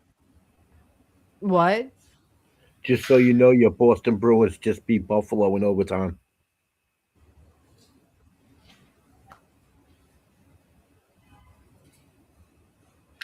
Now, what the hell is in that? Okay, suitcase. Right? Suitcase. But what else is he looking for? Did you notice he went into a door and stayed there? And then when he heard the gunshots, he ran like a little Yeah. bitch. Yep.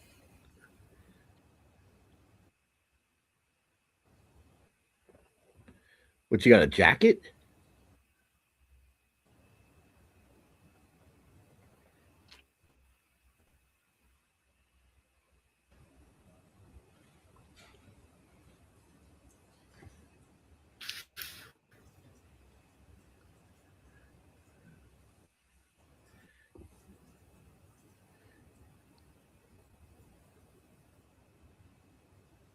Look at him. That's great. Little bitch. Right? He twisted an ankle. Good for him. Imagine him coming into a fire at your house. What a bitch.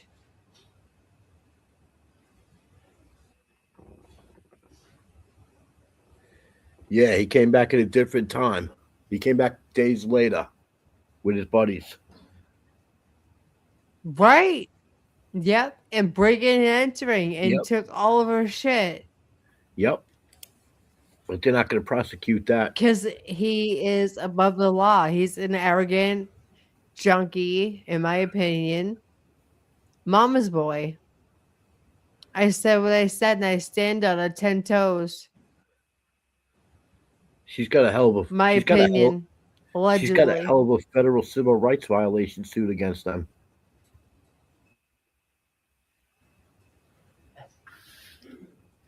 Right. They basically told him to commit a burglary.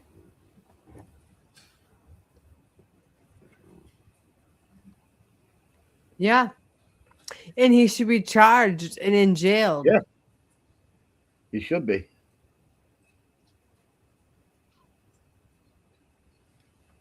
He'll probably get probation. The feds ain't going to give him It's probation if they charge him. Massachusetts. They let rapists out.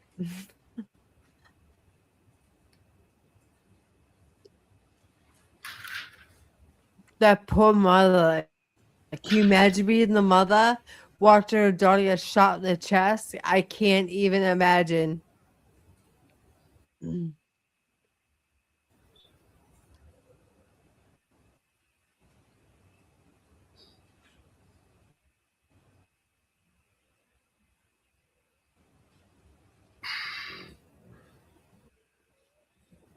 Oh, I just want to pause there. When he gets up on the stand, he admitted that he was a camp counselor in southern Utah for bad kids. He was in an abusive scheme that Dr. Phil, Jody Hildebrand, and everybody had those abusive fucking ranches, and he worked there. That tracks for who he is. I'm just saying.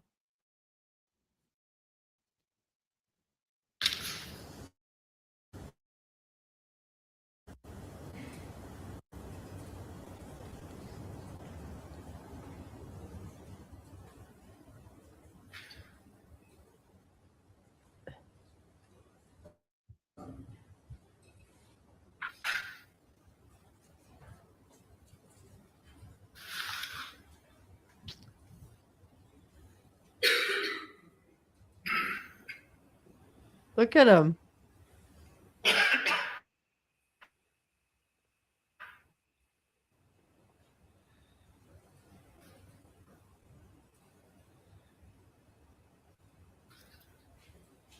I agree.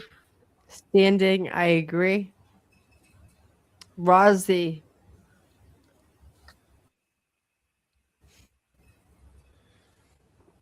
See, I'd like to. I mean, if I heard correctly, Look at they that had poor girl.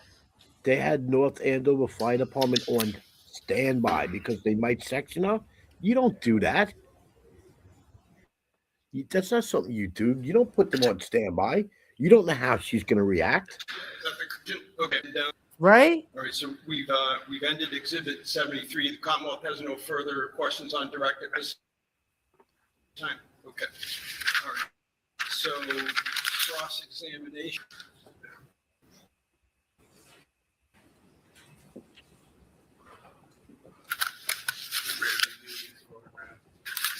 I'm sorry?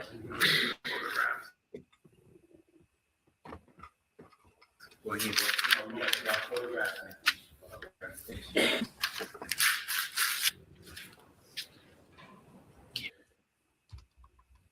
That lieutenant made a lot of assumptions.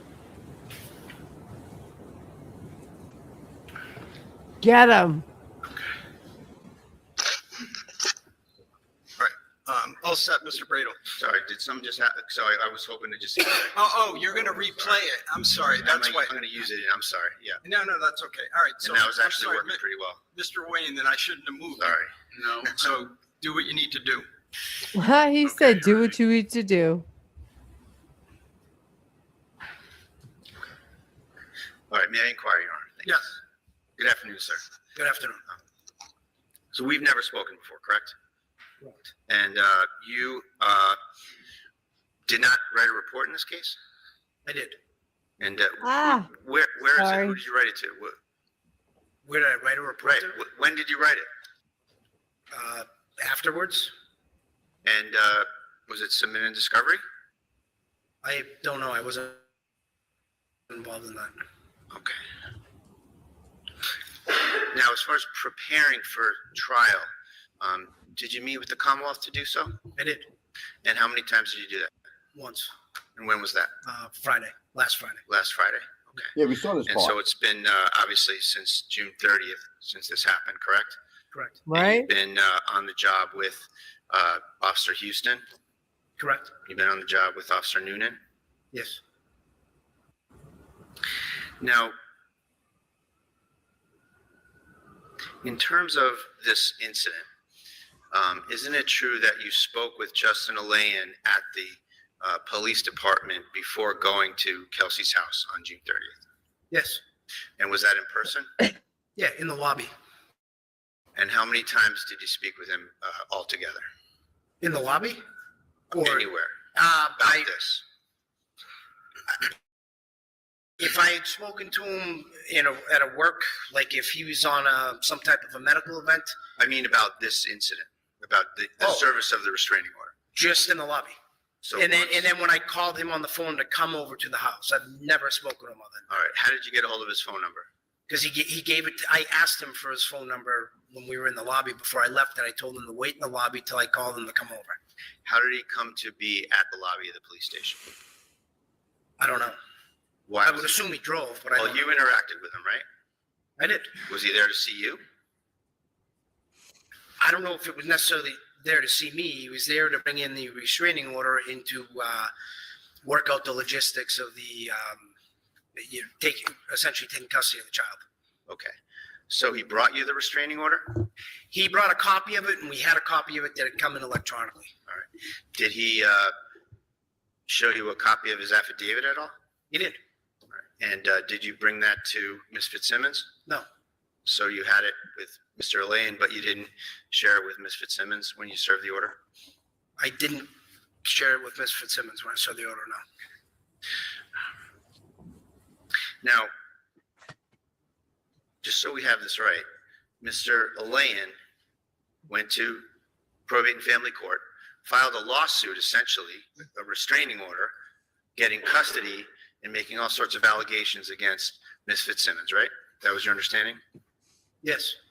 And he was living in Stowe, Massachusetts with his parents at the time, correct? I don't know where he was living. Okay. Did you ask? No. Did it matter? Where he was living, well, I knew he wasn't living at the residence because if he was living at the residence, it would have changed things as in Ms. Fitzsimmons would have had to vacate the residence. There you go. The judge would have checked on that. So he's not living at Phillips Brooks Road, right? Or he had somewhere else to stay. I didn't. And there's no provisions here where, in order where he's trying to get her kicked out of her own house, right? So he's an adversary to her. He's gotten an order from a court that says, I'm afraid of her, keep her away from me, right? That's what it says in essence, right? Correct. And you summoned him to the house where she was? To pick up the child, yes.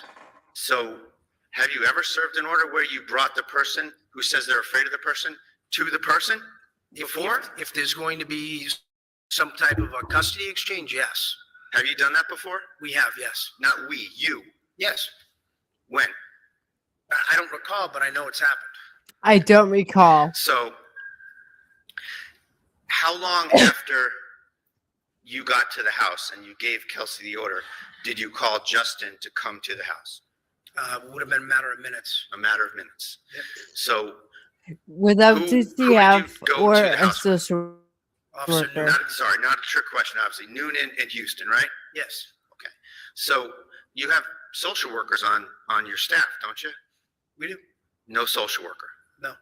So with respect to the situation, you knew this was a 4-month-old child, right? I did. DCF? No.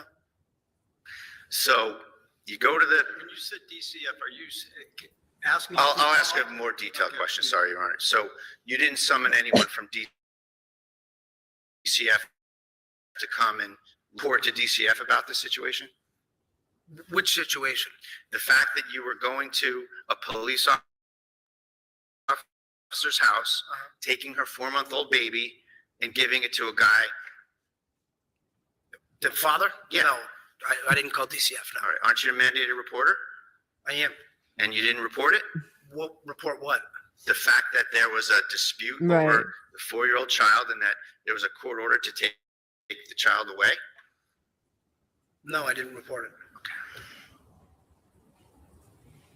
Now, restraining orders, your experience with restraining orders, right? I am.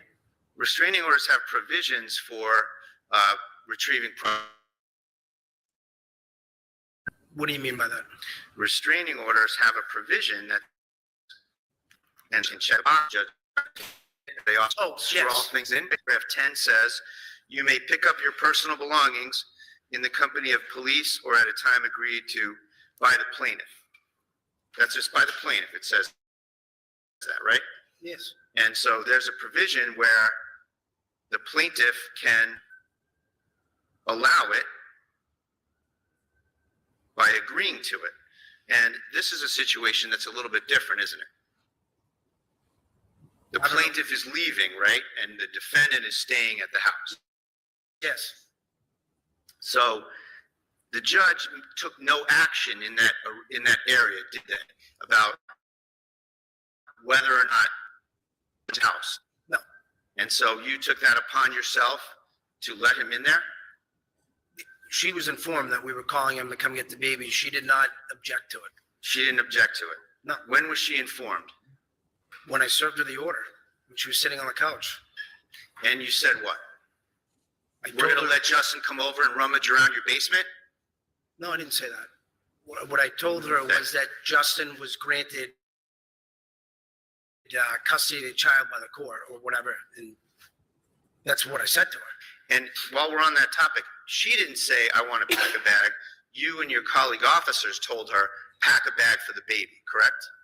No, we did not. She raised a, she basically said the baby doesn't have anything. Well, you're the one planning this, sorry.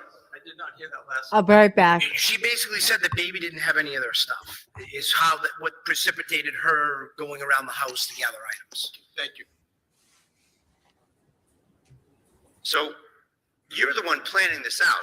It's your testimony that you weren't thinking about her needing to pack some things for the baby to take with you or with Justin to lay in?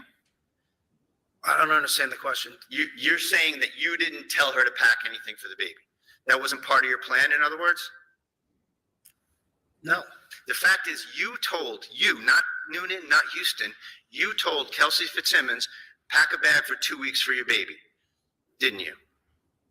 no, And so it's your testimony that you had no plan, no thought process about getting things for the baby. Is that right? I don't know that I didn't have a plan, but what precipitated her going around the house and grabbing items was her bringing it up to me. So you're saying that was just sort of a spontaneous thing that she took upon herself? Yeah, Okay. So you get in there. Kelsey has the baby.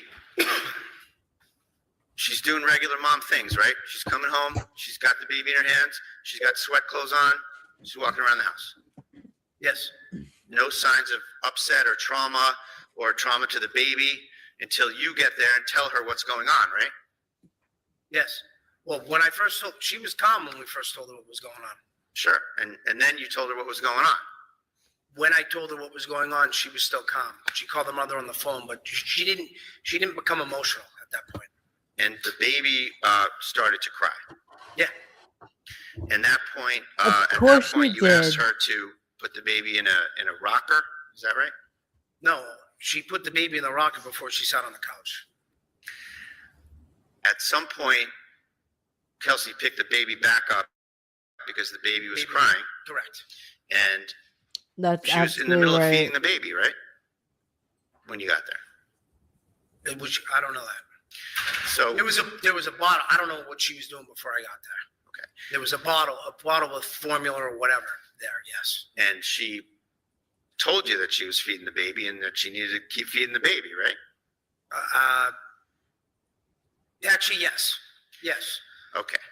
And then she hands the baby to who? Officer Noonan. Okay. She handed the baby to Officer Noonan, Correct. right? And she gave the bottle to Officer Noonan. And often is that you're someone that can feed my baby. You're someone that can take my baby, right? It's somewhat argumentative, overruled. She did that, right? She did what? What I just said. You asked the question? Yeah. She gave Noonan her baby. Oh, And yes. she gave him the bottle and he fed her, right? Yes. And nobody forced her to do that. She made a decision to do that on her own, right? Yes. Now, you said that Kelsey had started in 2025. That's what I have in my notes. Did not? I'm not positive of the date. It's been a few years. All right. It's fair to say that you hired her, right? I did. You trained her for 6 months you were her DI for 6 months, right? Drill instructor? Yes. She was the treasurer of the police academy when she was there, right? She was. She came on the job and she worked under you on many shifts, right? During field training and I believe briefly afterwards, yes. All right. So she's an officer from 23 that you know well, and she's been there a while, right up until going out on maternity leave and then coming back, just about to come back June 30th, right? Correct. And as of June 30th, she was slated to go back on the schedule for July 4th, right? To go on patrol, yes. Yes.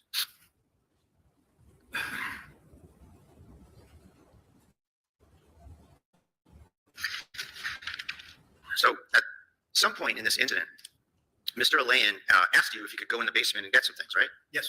And you let him do that unsupervised, correct? Correct. Isn't it required that an officer accompany the person with the consent of the homeowner? I'm not sure.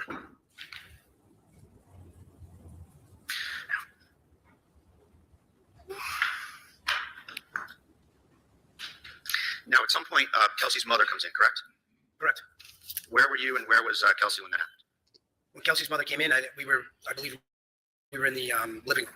And Kelsey was nowhere near that, correct? Kelsey was nowhere near where? Her mother. I don't understand the question. When Kelsey's mother arrived, Yeah. Kelsey was upstairs with Noonan and Houston, wasn't she? No, when Kelsey's mother arrived, no, Yeah. at that point, Officer Houston had the True, baby. true. I'm sorry, Officer Houston? Officer Houston had the baby. And Officer Houston gave Kelsey's mother the baby, correct? Correct. And then Officer Houston went upstairs.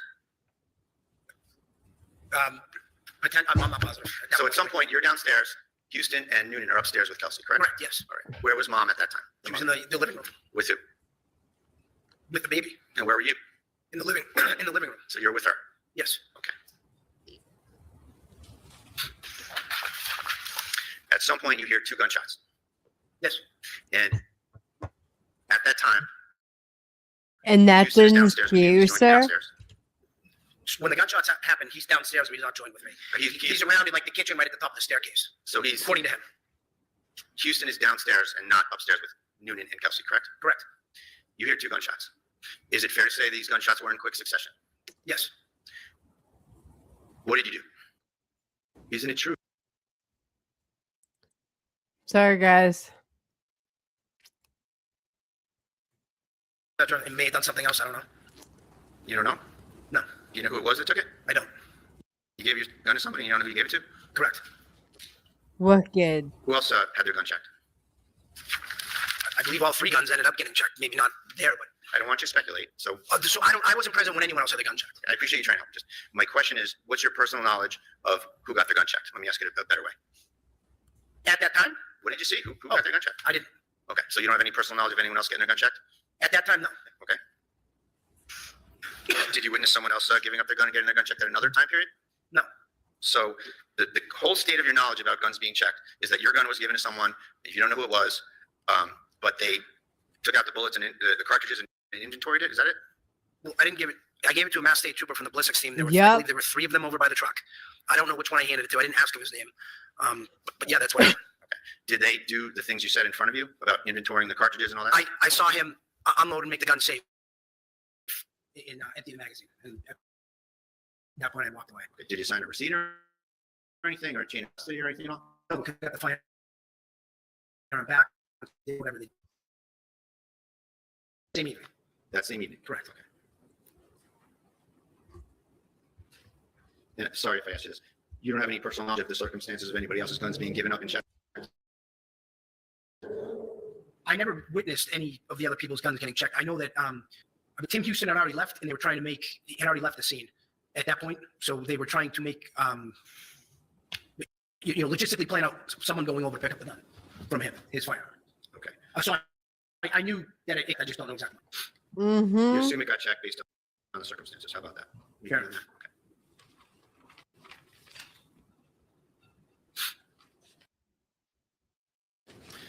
Now, you He's the spoke with, lieutenant, just to like let that Justin sink Lane at the in. lobby of the police station before you went to the scene, right? Yes. We talked about that. Now, up until that conversation, did you have any information any further information from Justin Lane about the circumstances of Kelsey's state of mind that day or anything that was going on with Kelsey that day? Prior to seeing him in the lobby? When you were speaking with Justin Lane in the lobby, Yeah. had you already had any information about Kelsey's whereabouts or actions that day? From Justin? From anywhere? Oh, Okay. Were you aware that she was waiting for him at the park in town? no, I wasn't aware that until Kelsey told me that when we went to the house. Okay. You guys, I am feeling like I want to go to Justin Alain's testimony at this point. We've heard enough of his bullshit. Put 1 in the chat if you want to go to Justin Alain's testimony because it's absolutely outrageous. Put a 1 in the chat.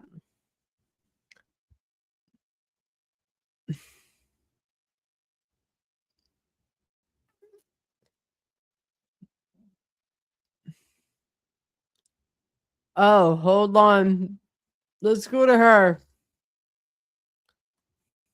If you can please point her out and describe an article of clothing she's wearing. She's right here in front of me. She's wearing a pink, some sort of blazer. Your Honor, may the record reflect The the wedding was supposed to be in October of this. 2025. Yes, And was it ultimately canceled? yes, it was.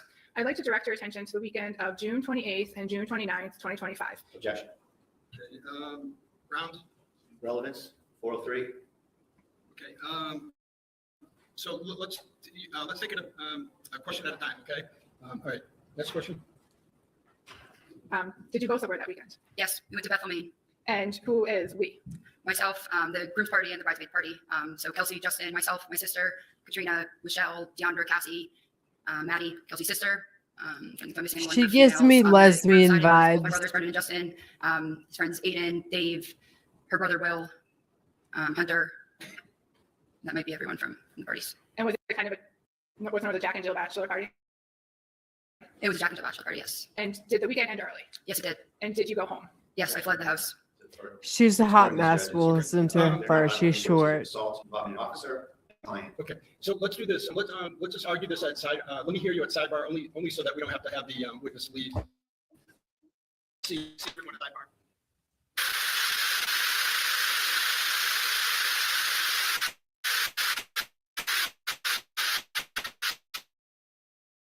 They don't want her to hear where the sidebar is because wackadoodle.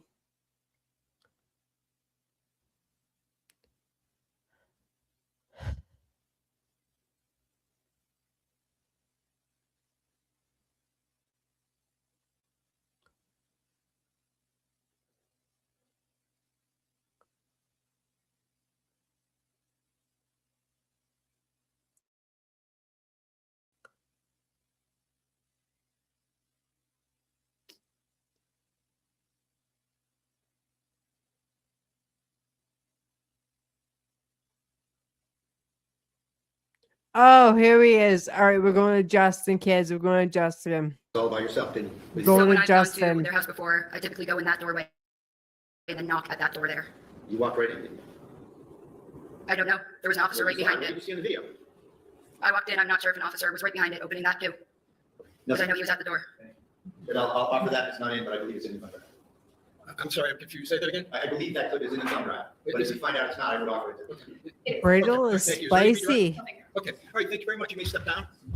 And, Bye, comments bitch. and call your next witness. You liar.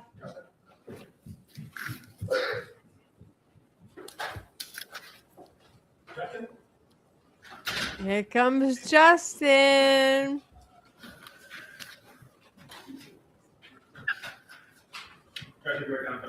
Okay. Just a big old liar. I'm gonna slow this down.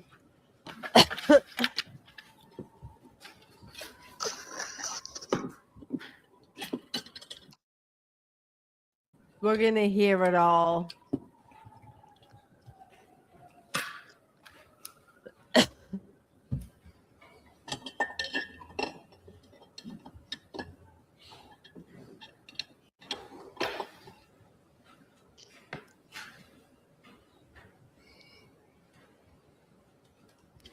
Look at Kelsey. She is right. Look at him. That's his wedding suit, by the way. No one wears that suit. It doesn't even fit. Get a tailored suit, you fucking Raise your right scrub. hand. Do you solemnly swear that the testimony you're about to give in this cause now hearing shall be the truth, the whole truth, and nothing but the truth? So help you God. Good afternoon. You have a seat.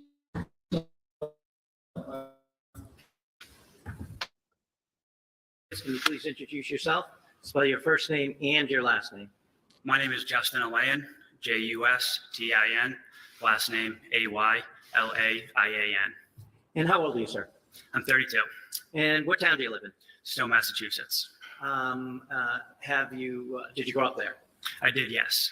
And what schools did you go to there? What I did went you to Neshoba see in Regional him? For high school.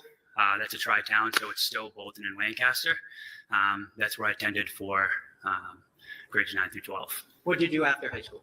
After high school, I immediately went to the University of New Hampshire, where I obtained a bachelor's in business management. After you graduated from UNH, what did you do? After UNH, I did a cross. Scott. My baby, Scott, Good. are you there? Good. Yeah, I'm here. Hey, so before we go into this, what are your feelings about Justin? What do you think of Justin in your law enforcement? If you were to see him and him be a perp, What is your immediate gut feeling about Justin before we listen to him? Well, obviously, I mean, I've already seen the videos, but just my personal Yeah. experience, I'd expect to Yes. see him in what would be considered East New York or Bushwick, Brooklyn, picking up some glassine envelopes, and it wouldn't be filled with green stuff. I fucking love you. All right, let's keep going. You are the man. That was easy. Country road trip where I traveled the Southwest U.S. and I got a job as a wilderness instructor at a therapy camp in southern Utah. And what do you mean by a therapist? You mean the abuse I worked camps, as a lead asshole? counselor for some youth between the ages of roughly 15 to 18, and there was some early adults as well that were above 18. And they came to this camp for a variety of different problems, whether it was drug issues, whether it was anger issues, whether they had problems at home. They would come to this camp and we would help build confidence. We would give them coping mechanisms. We would do that in a wilderness setting. We would teach them primitive living skills. Talk about no and self-awareness. we would assist them in their transition, going back to their Zero, families or whatever baby. they had after. At some point, did you make your way back east? I did, yes. I was out there for roughly 8 months, and I shortly came back after. Okay. What did you do when you came back?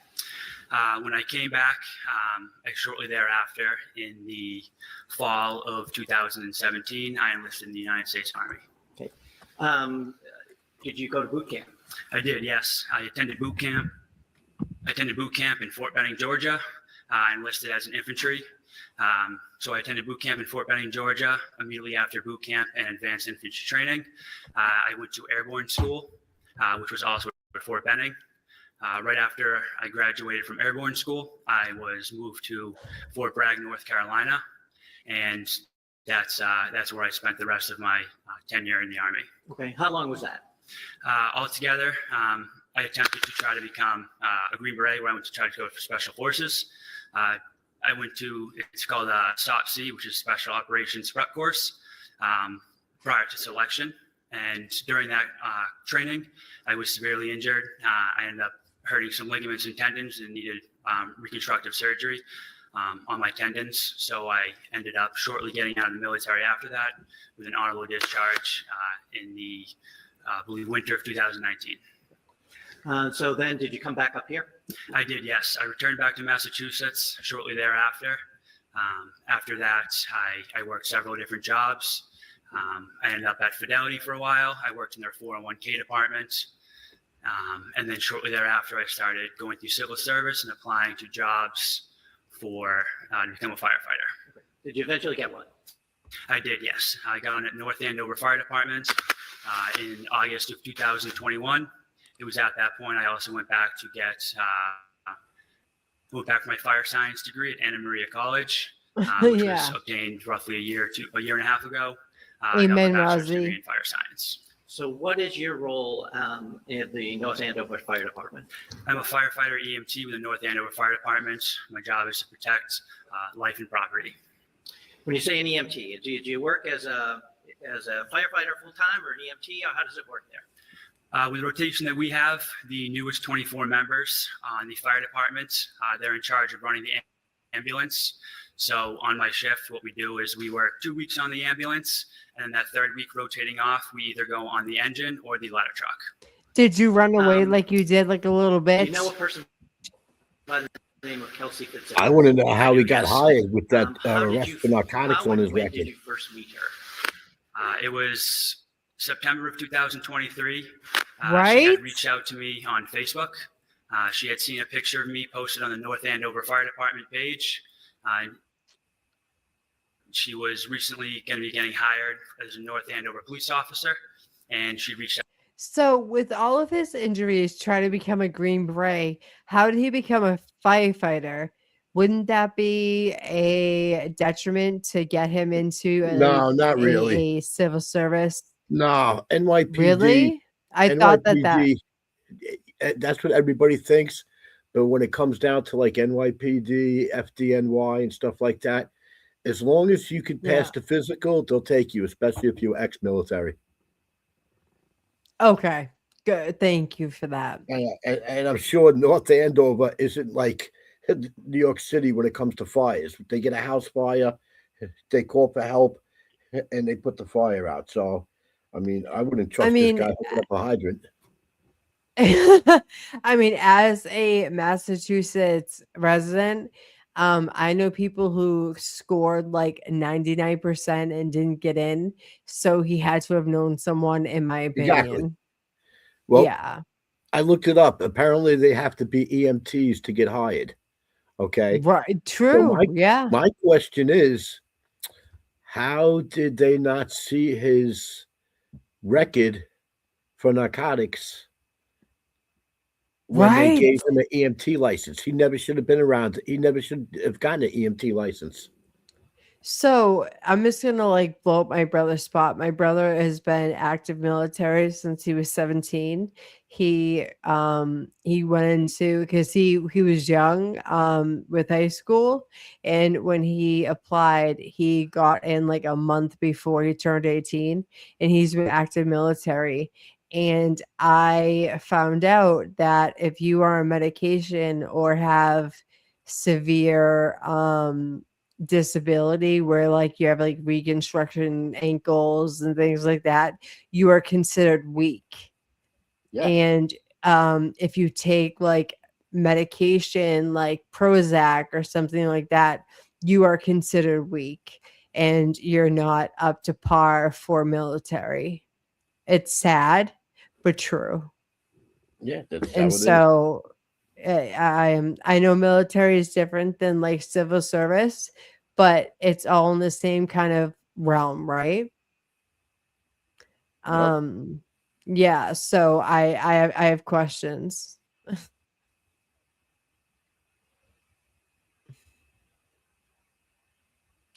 Out to me on Facebook. Fair to say you developed a relationship with her? We did very quickly, yes. Okay. At some point, did it become more than casual? Yep, it became more than casual very quickly.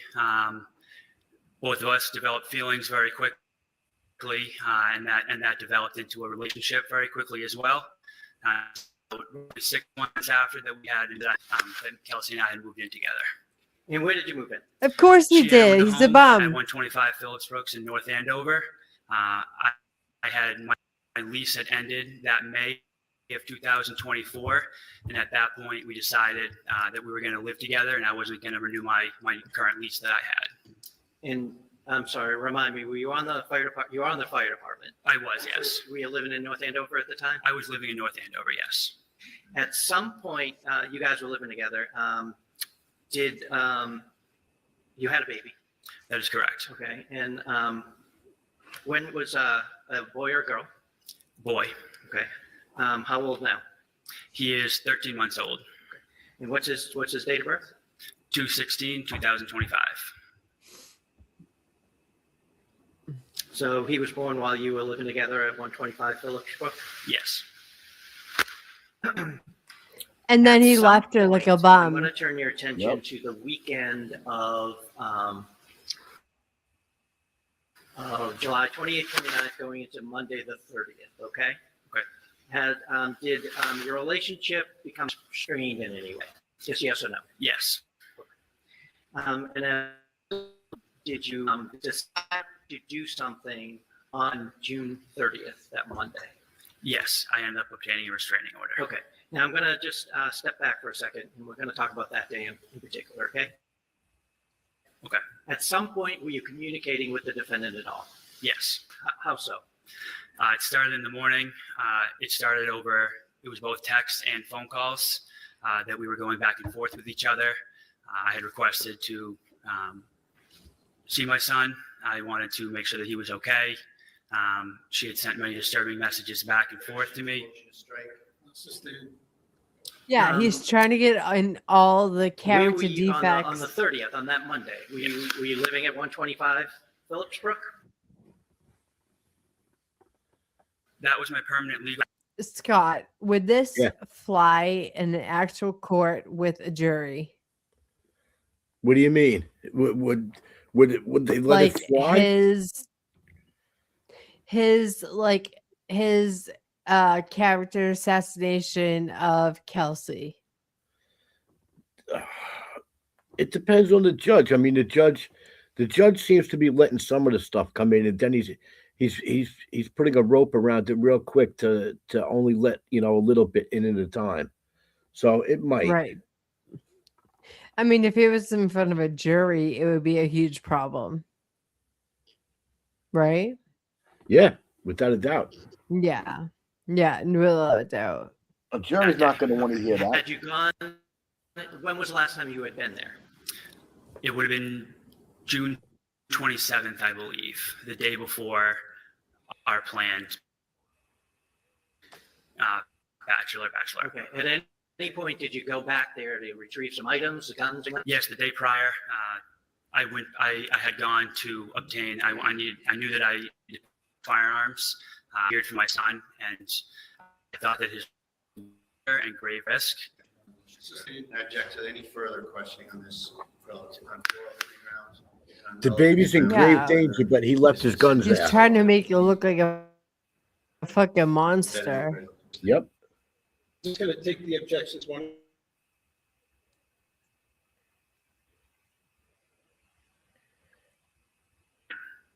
And where were they kept in the home?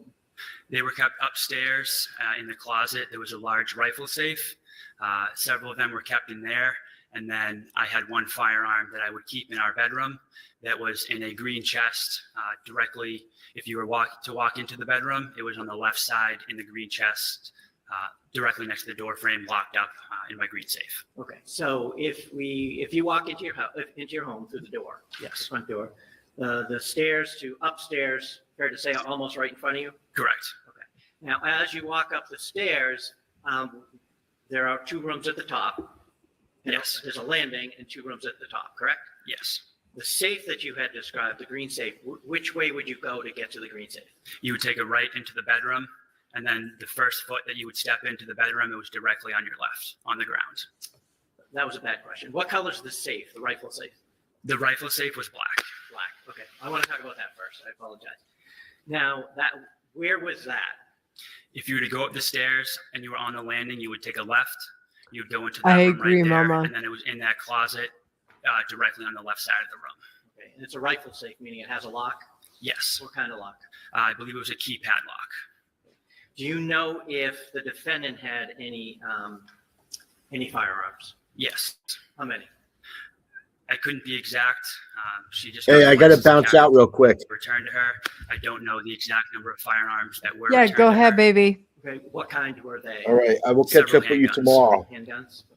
I got to take When care you of something. went, All right, baby. Good night. Good night. Talk to you later.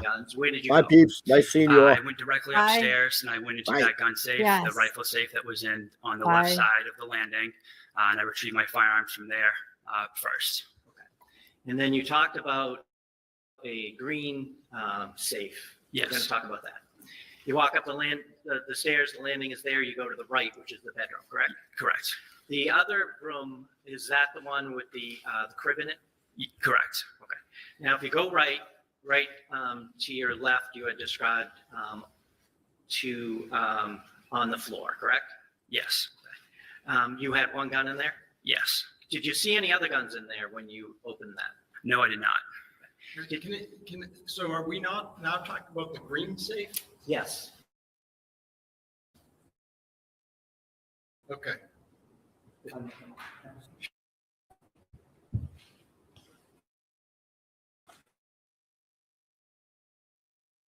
Listen to him.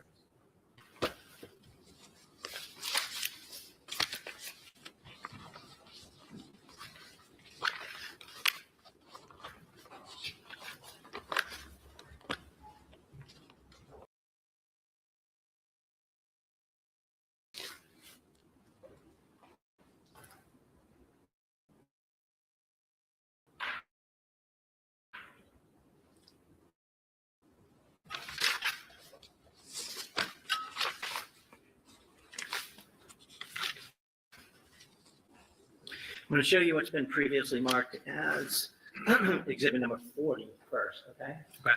See that screen? I do, yes. Recognize what that is. Yes. So describe where you where the photo taker, the picture taker would be standing in that home? They'd be standing on the landing as immediately as you go up to the stairs to the second floor in between the two rooms. Okay, and that's the one on the left that we had been describing, Yes. correct? I'm going to show you what's been. Hold on. The one on the left, meaning the room on the left? Thank you everyone for staying with me. I really appreciate you. This is a really You recognize what that is? I do, yes. What is it? The nurse that's with my behind my clothes is the black rifle safe. And that is when you're standing on the landing, the room left in that was where the right.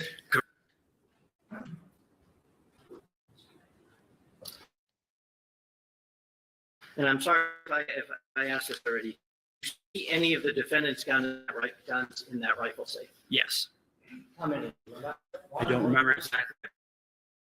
I believe there was two. I don't remember the exact amount.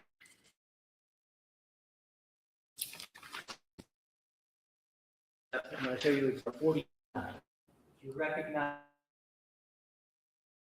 that? Yes, that is second floor on the side that's facing our bedroom with my green safe on the floor. Okay, so it's on the landing, correct? Correct. And the stairs are pretty much behind them. Directly behind.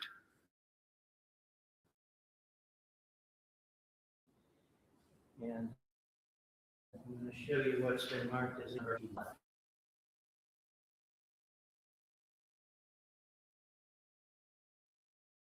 Yes, I recognize the room. And that's the box in the left corner of the picture? Yes, and on the ground, that the large chest, the box, yes. Okay, so this is the safe you were talking about. Yes, sir.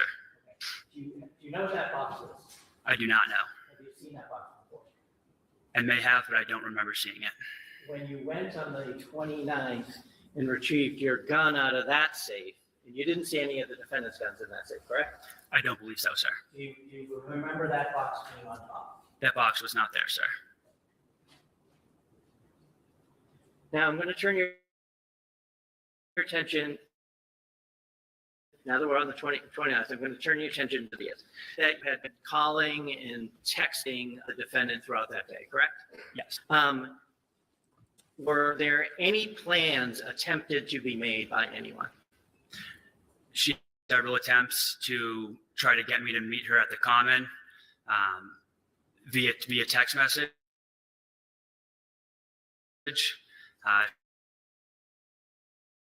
She had reached out and said, can we meet the Common at 2 p.m.? My initial response back to that was, for what? She then there, and she tried to meet at several points, and I told her I was not comfortable. I did not feel comfortable being alone with you. I feared his life in danger. Who you saw for 30 minutes in the entire 4 months he was born? Fuck out of my face with where that. were you when the texting back and forth was happening? I believe I was at my parents' house in Stowe. Okay. At some point, did you make your way to North Andover? I did, yes. Why? Thank you, baby. I love you. Sis. You were my faves. Okay. So, Position, overruled just as the state of mind, not the truth. so where did you go? I went to my Tom's house, an apartment in North Andover at the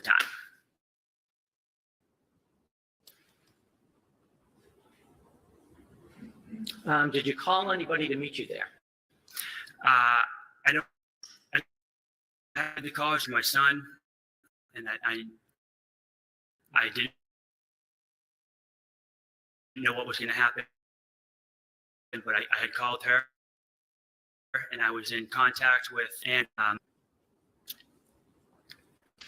So Katrina, Michelle, Courtney, Hunter, and you? yes, sir.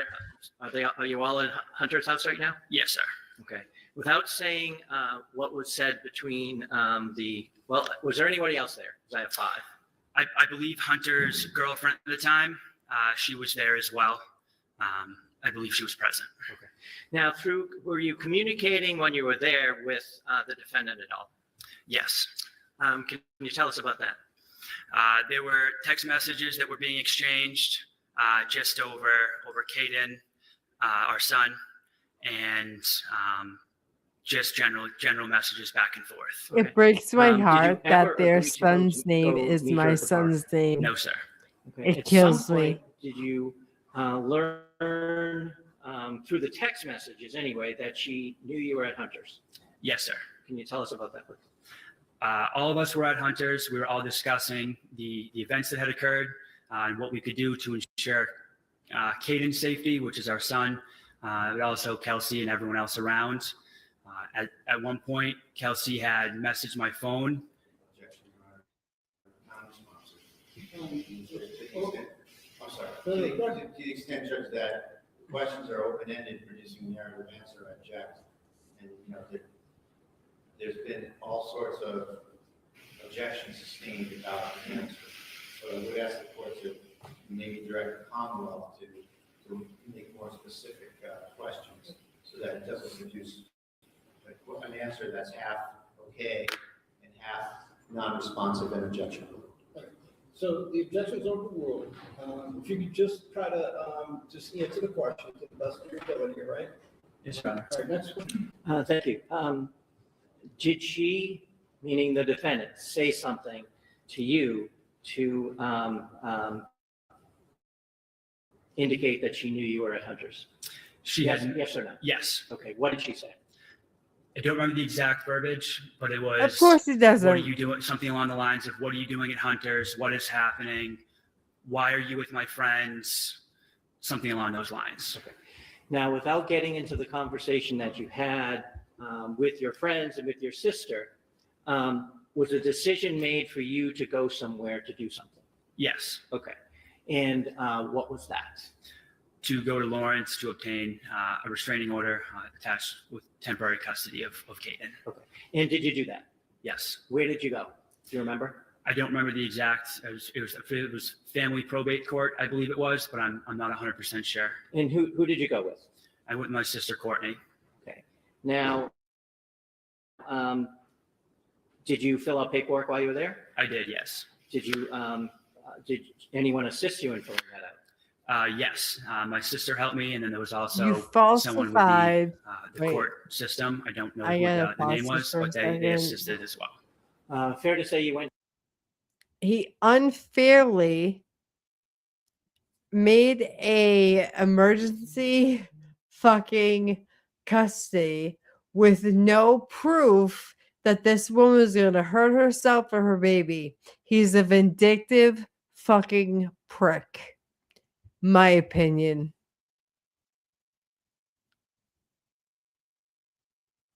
In front of a judge, an order was issued, and then you left the building, correct? Yes. Okay. Where did you go when you left the building? I immediately went to the North Andover Police Department. Okay. When you got there, did you have a conversation, without saying what was said, with some of the police personnel there? Yes. Did you give them anything? I believe I handed them the restraining order, and they said that it was already faxed to them. Okay. At some point, did they leave? They did, yes. And what did you do? I waited at the police station while they went to the Kelsey Fitzsimmons home. Okay. And at some point, did you get a call? I did, yes. From who? I believe it was from Officer Daly.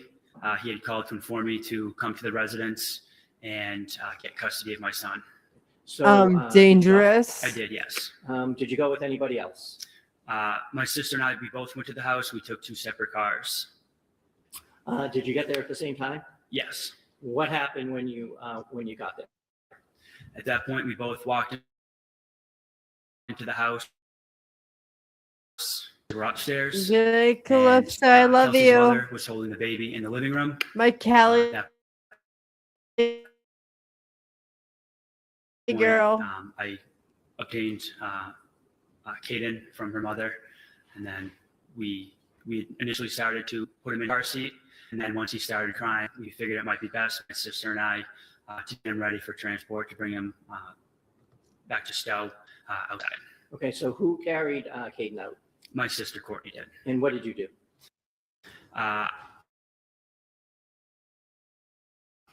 asked if I could obtain some clothes while I was there. Any of my son's. Was this the first time you went out, or did you go in the house a second time, if you remember? This was the first. I went out the first time, and then I came back in. Okay. I'm So the so first time you went sorry. out, Courtney went out with Caden. Yes. What did you take, if you remember? I believe I had a car seat in my hand. Okay. At some point, you came back Yes. and you asked permission to do something? Yes, I asked permission to get some clothes and a few clothes for Caden and some of his bottles and formula. Okay, so where did you go? I went down to the basement. That was on at the time. There was no lights on. So I believe I had my camera, my phone out with the light on it. Searched the suitcase, just some clothes in. At some point, was your attention drawn to something? Yes. What happened? I immediately heard an officer man's. I heard him scream out, "Stop!" At that point, I heard her several times. And I heard Kelsey's mother scream.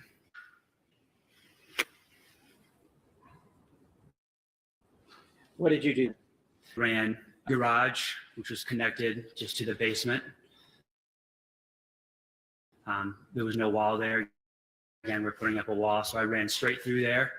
I fumbled with the lock for a second to get it open as for my sister to run. And so where did you go? Your sister. I saw her briefly. I did see her running down past the school that was adjacent to our property. With Caden? Correct, yes. And so what did you do? As I saw my sister run, I needed a vehicle to get out of the area as fast as possible, fearing for my son's life, for my sister's life.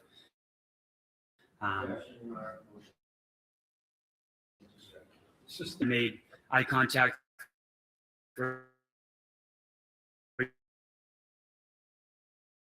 briefly with Officer Houston, who was grabbing his medical bag. I made a U-turn and drove where I saw my sister running from. Once I got to the other end of the school, I had stopped my vehicle, and at that point, I didn't see which direction my sister had gone. So I had stood outside my car yelling her name. He's such a faker. He's I wasn't sure where she was, if she was okay. Protecting. He's And been then like at some point, practicing did she this appear? since She it did appear. happened. She came running out behind another house across the way, and she came running over towards me. And what happened when she got to you? She got in the vehicle, and then we quickly drove down the road to get away towards Mass Ave in North Andover. And where did you eventually go? We eventually made our way back to Stowe, Massachusetts, at my parents' residence. Thank you. I'll get your step 1 second. Yes. Here comes. Oh.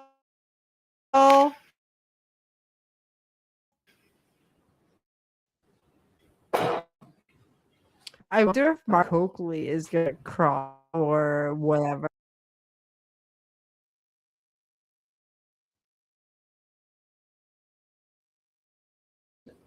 No. Is there,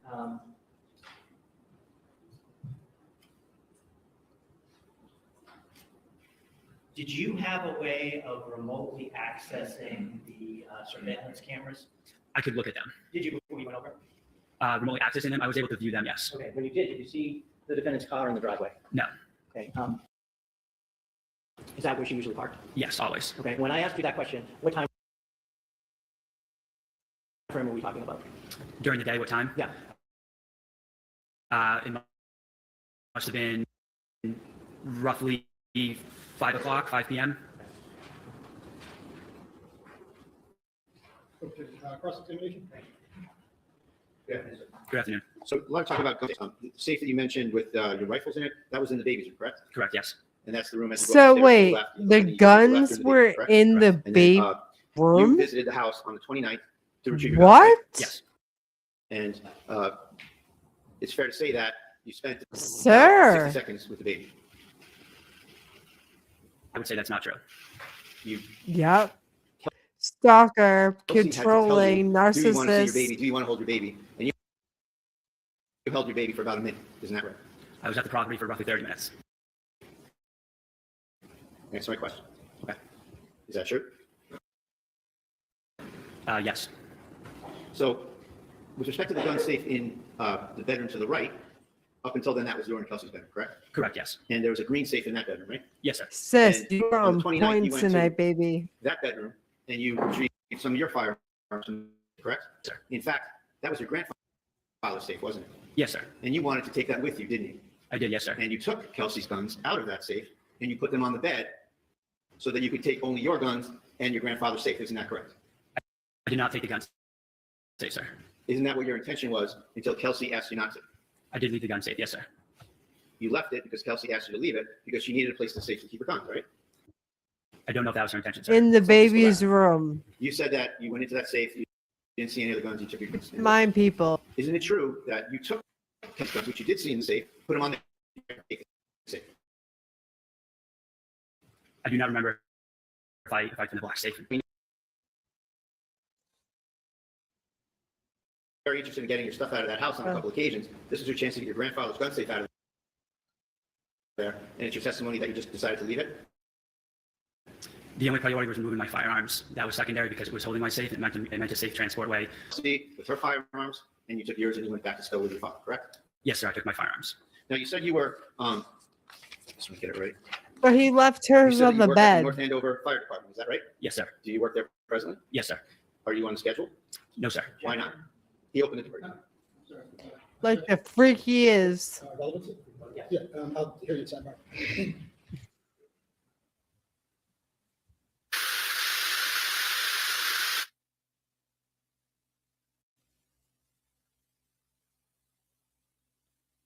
What's this? Let's let's what am I doing here?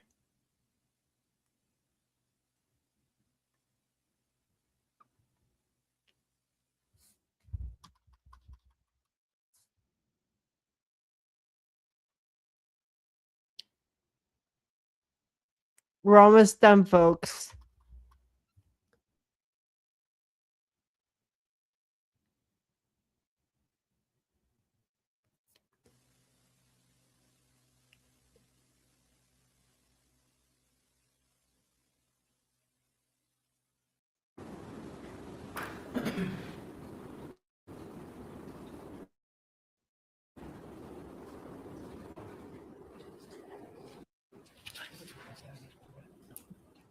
Sis, you should have been a detective.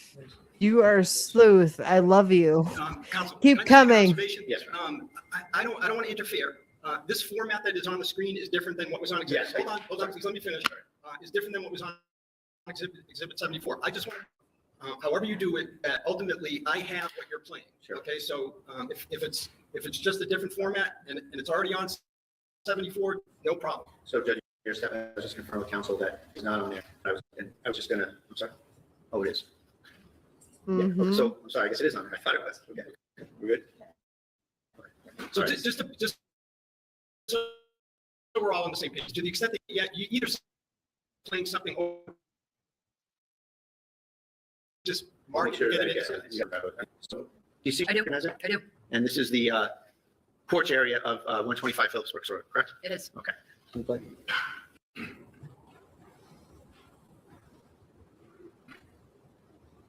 So where's the officer that let you in? He was right behind that door. I do not recall the exact area. He's right at that. Was he So though? you walked in without anyone letting you in her house, didn't you? I don't know that I could say that because the officer was right Did you see behind it. anybody on there letting you in? I can't see the other side of the door. So you're already in the house by that time. You walked in the house all by yourself, didn't you? With your So brother? when I've gone to their house before, I typically go in that doorway and then knock at that door there. You walked right in. didn't you? I don't know. There was an officer right behind What did it. you see in the video? I walked in. I'm not sure if an officer was right behind it opening that too, because I know he was at the door. But I'll offer that. It's not in, but I believe it's in the camera. I'm sorry, if you say that again? I believe that clip is in the camera, but if you find out it's not, I would offer it. It is. Okay, all right, thank you. Is there any redirect? No, thank you. Okay, all right, thank you very much. You may step down. And someone can call your next witness. Wait, did we go back?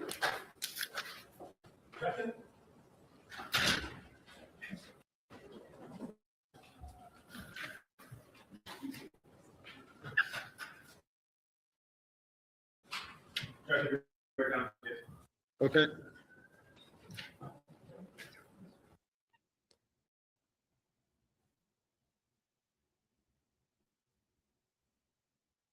Graduated from UNH. What did you do? What did you do? After UNH, I did a cross-country road trip where I traveled to Southwest U.S. and I got a job as a wilderness instructor at a therapy camp in southern Utah. And what do you mean by a therapy? We were back kids. I worked What as a lead happened? counselor for some ages of 15 to 8. Oh, here we go.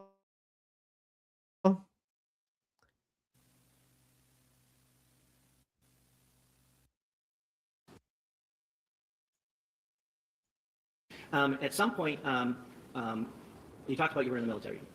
What area of the military did you join?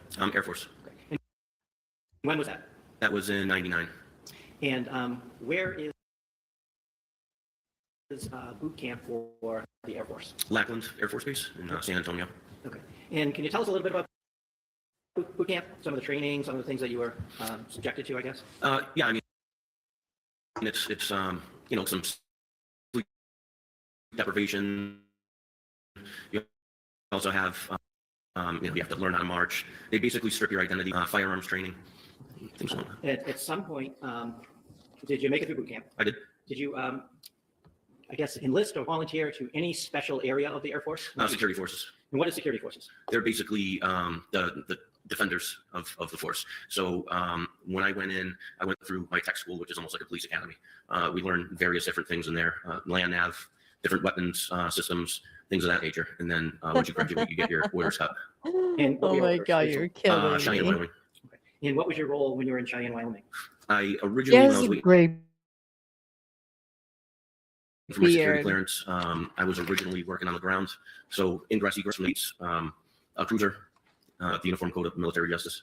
When you're going through that type of training, are you trained in the use of firearms? Okay. Any different, all different types? So, Yes. you Any other types guys, of I am yes. like extra as? tired. The 60, which is in fully automatic machine My guns. mind finishing this tomorrow and then going in to 3 so we can finish this guy and then go into tomorrow at like the I think this the defense rested. So we are going to be there's gonna be a lot going on tomorrow. Your girl needs to go to sleep. We've been on for almost 3 hours, and I appreciate all 34 of you coming and hanging out with me tonight. I really appreciate you. And I will see you guys tomorrow. I promise. I promise I'll see you guys tomorrow. And we will finish up the guy who shot her and the rest of the trial, which is probably going to end by Friday.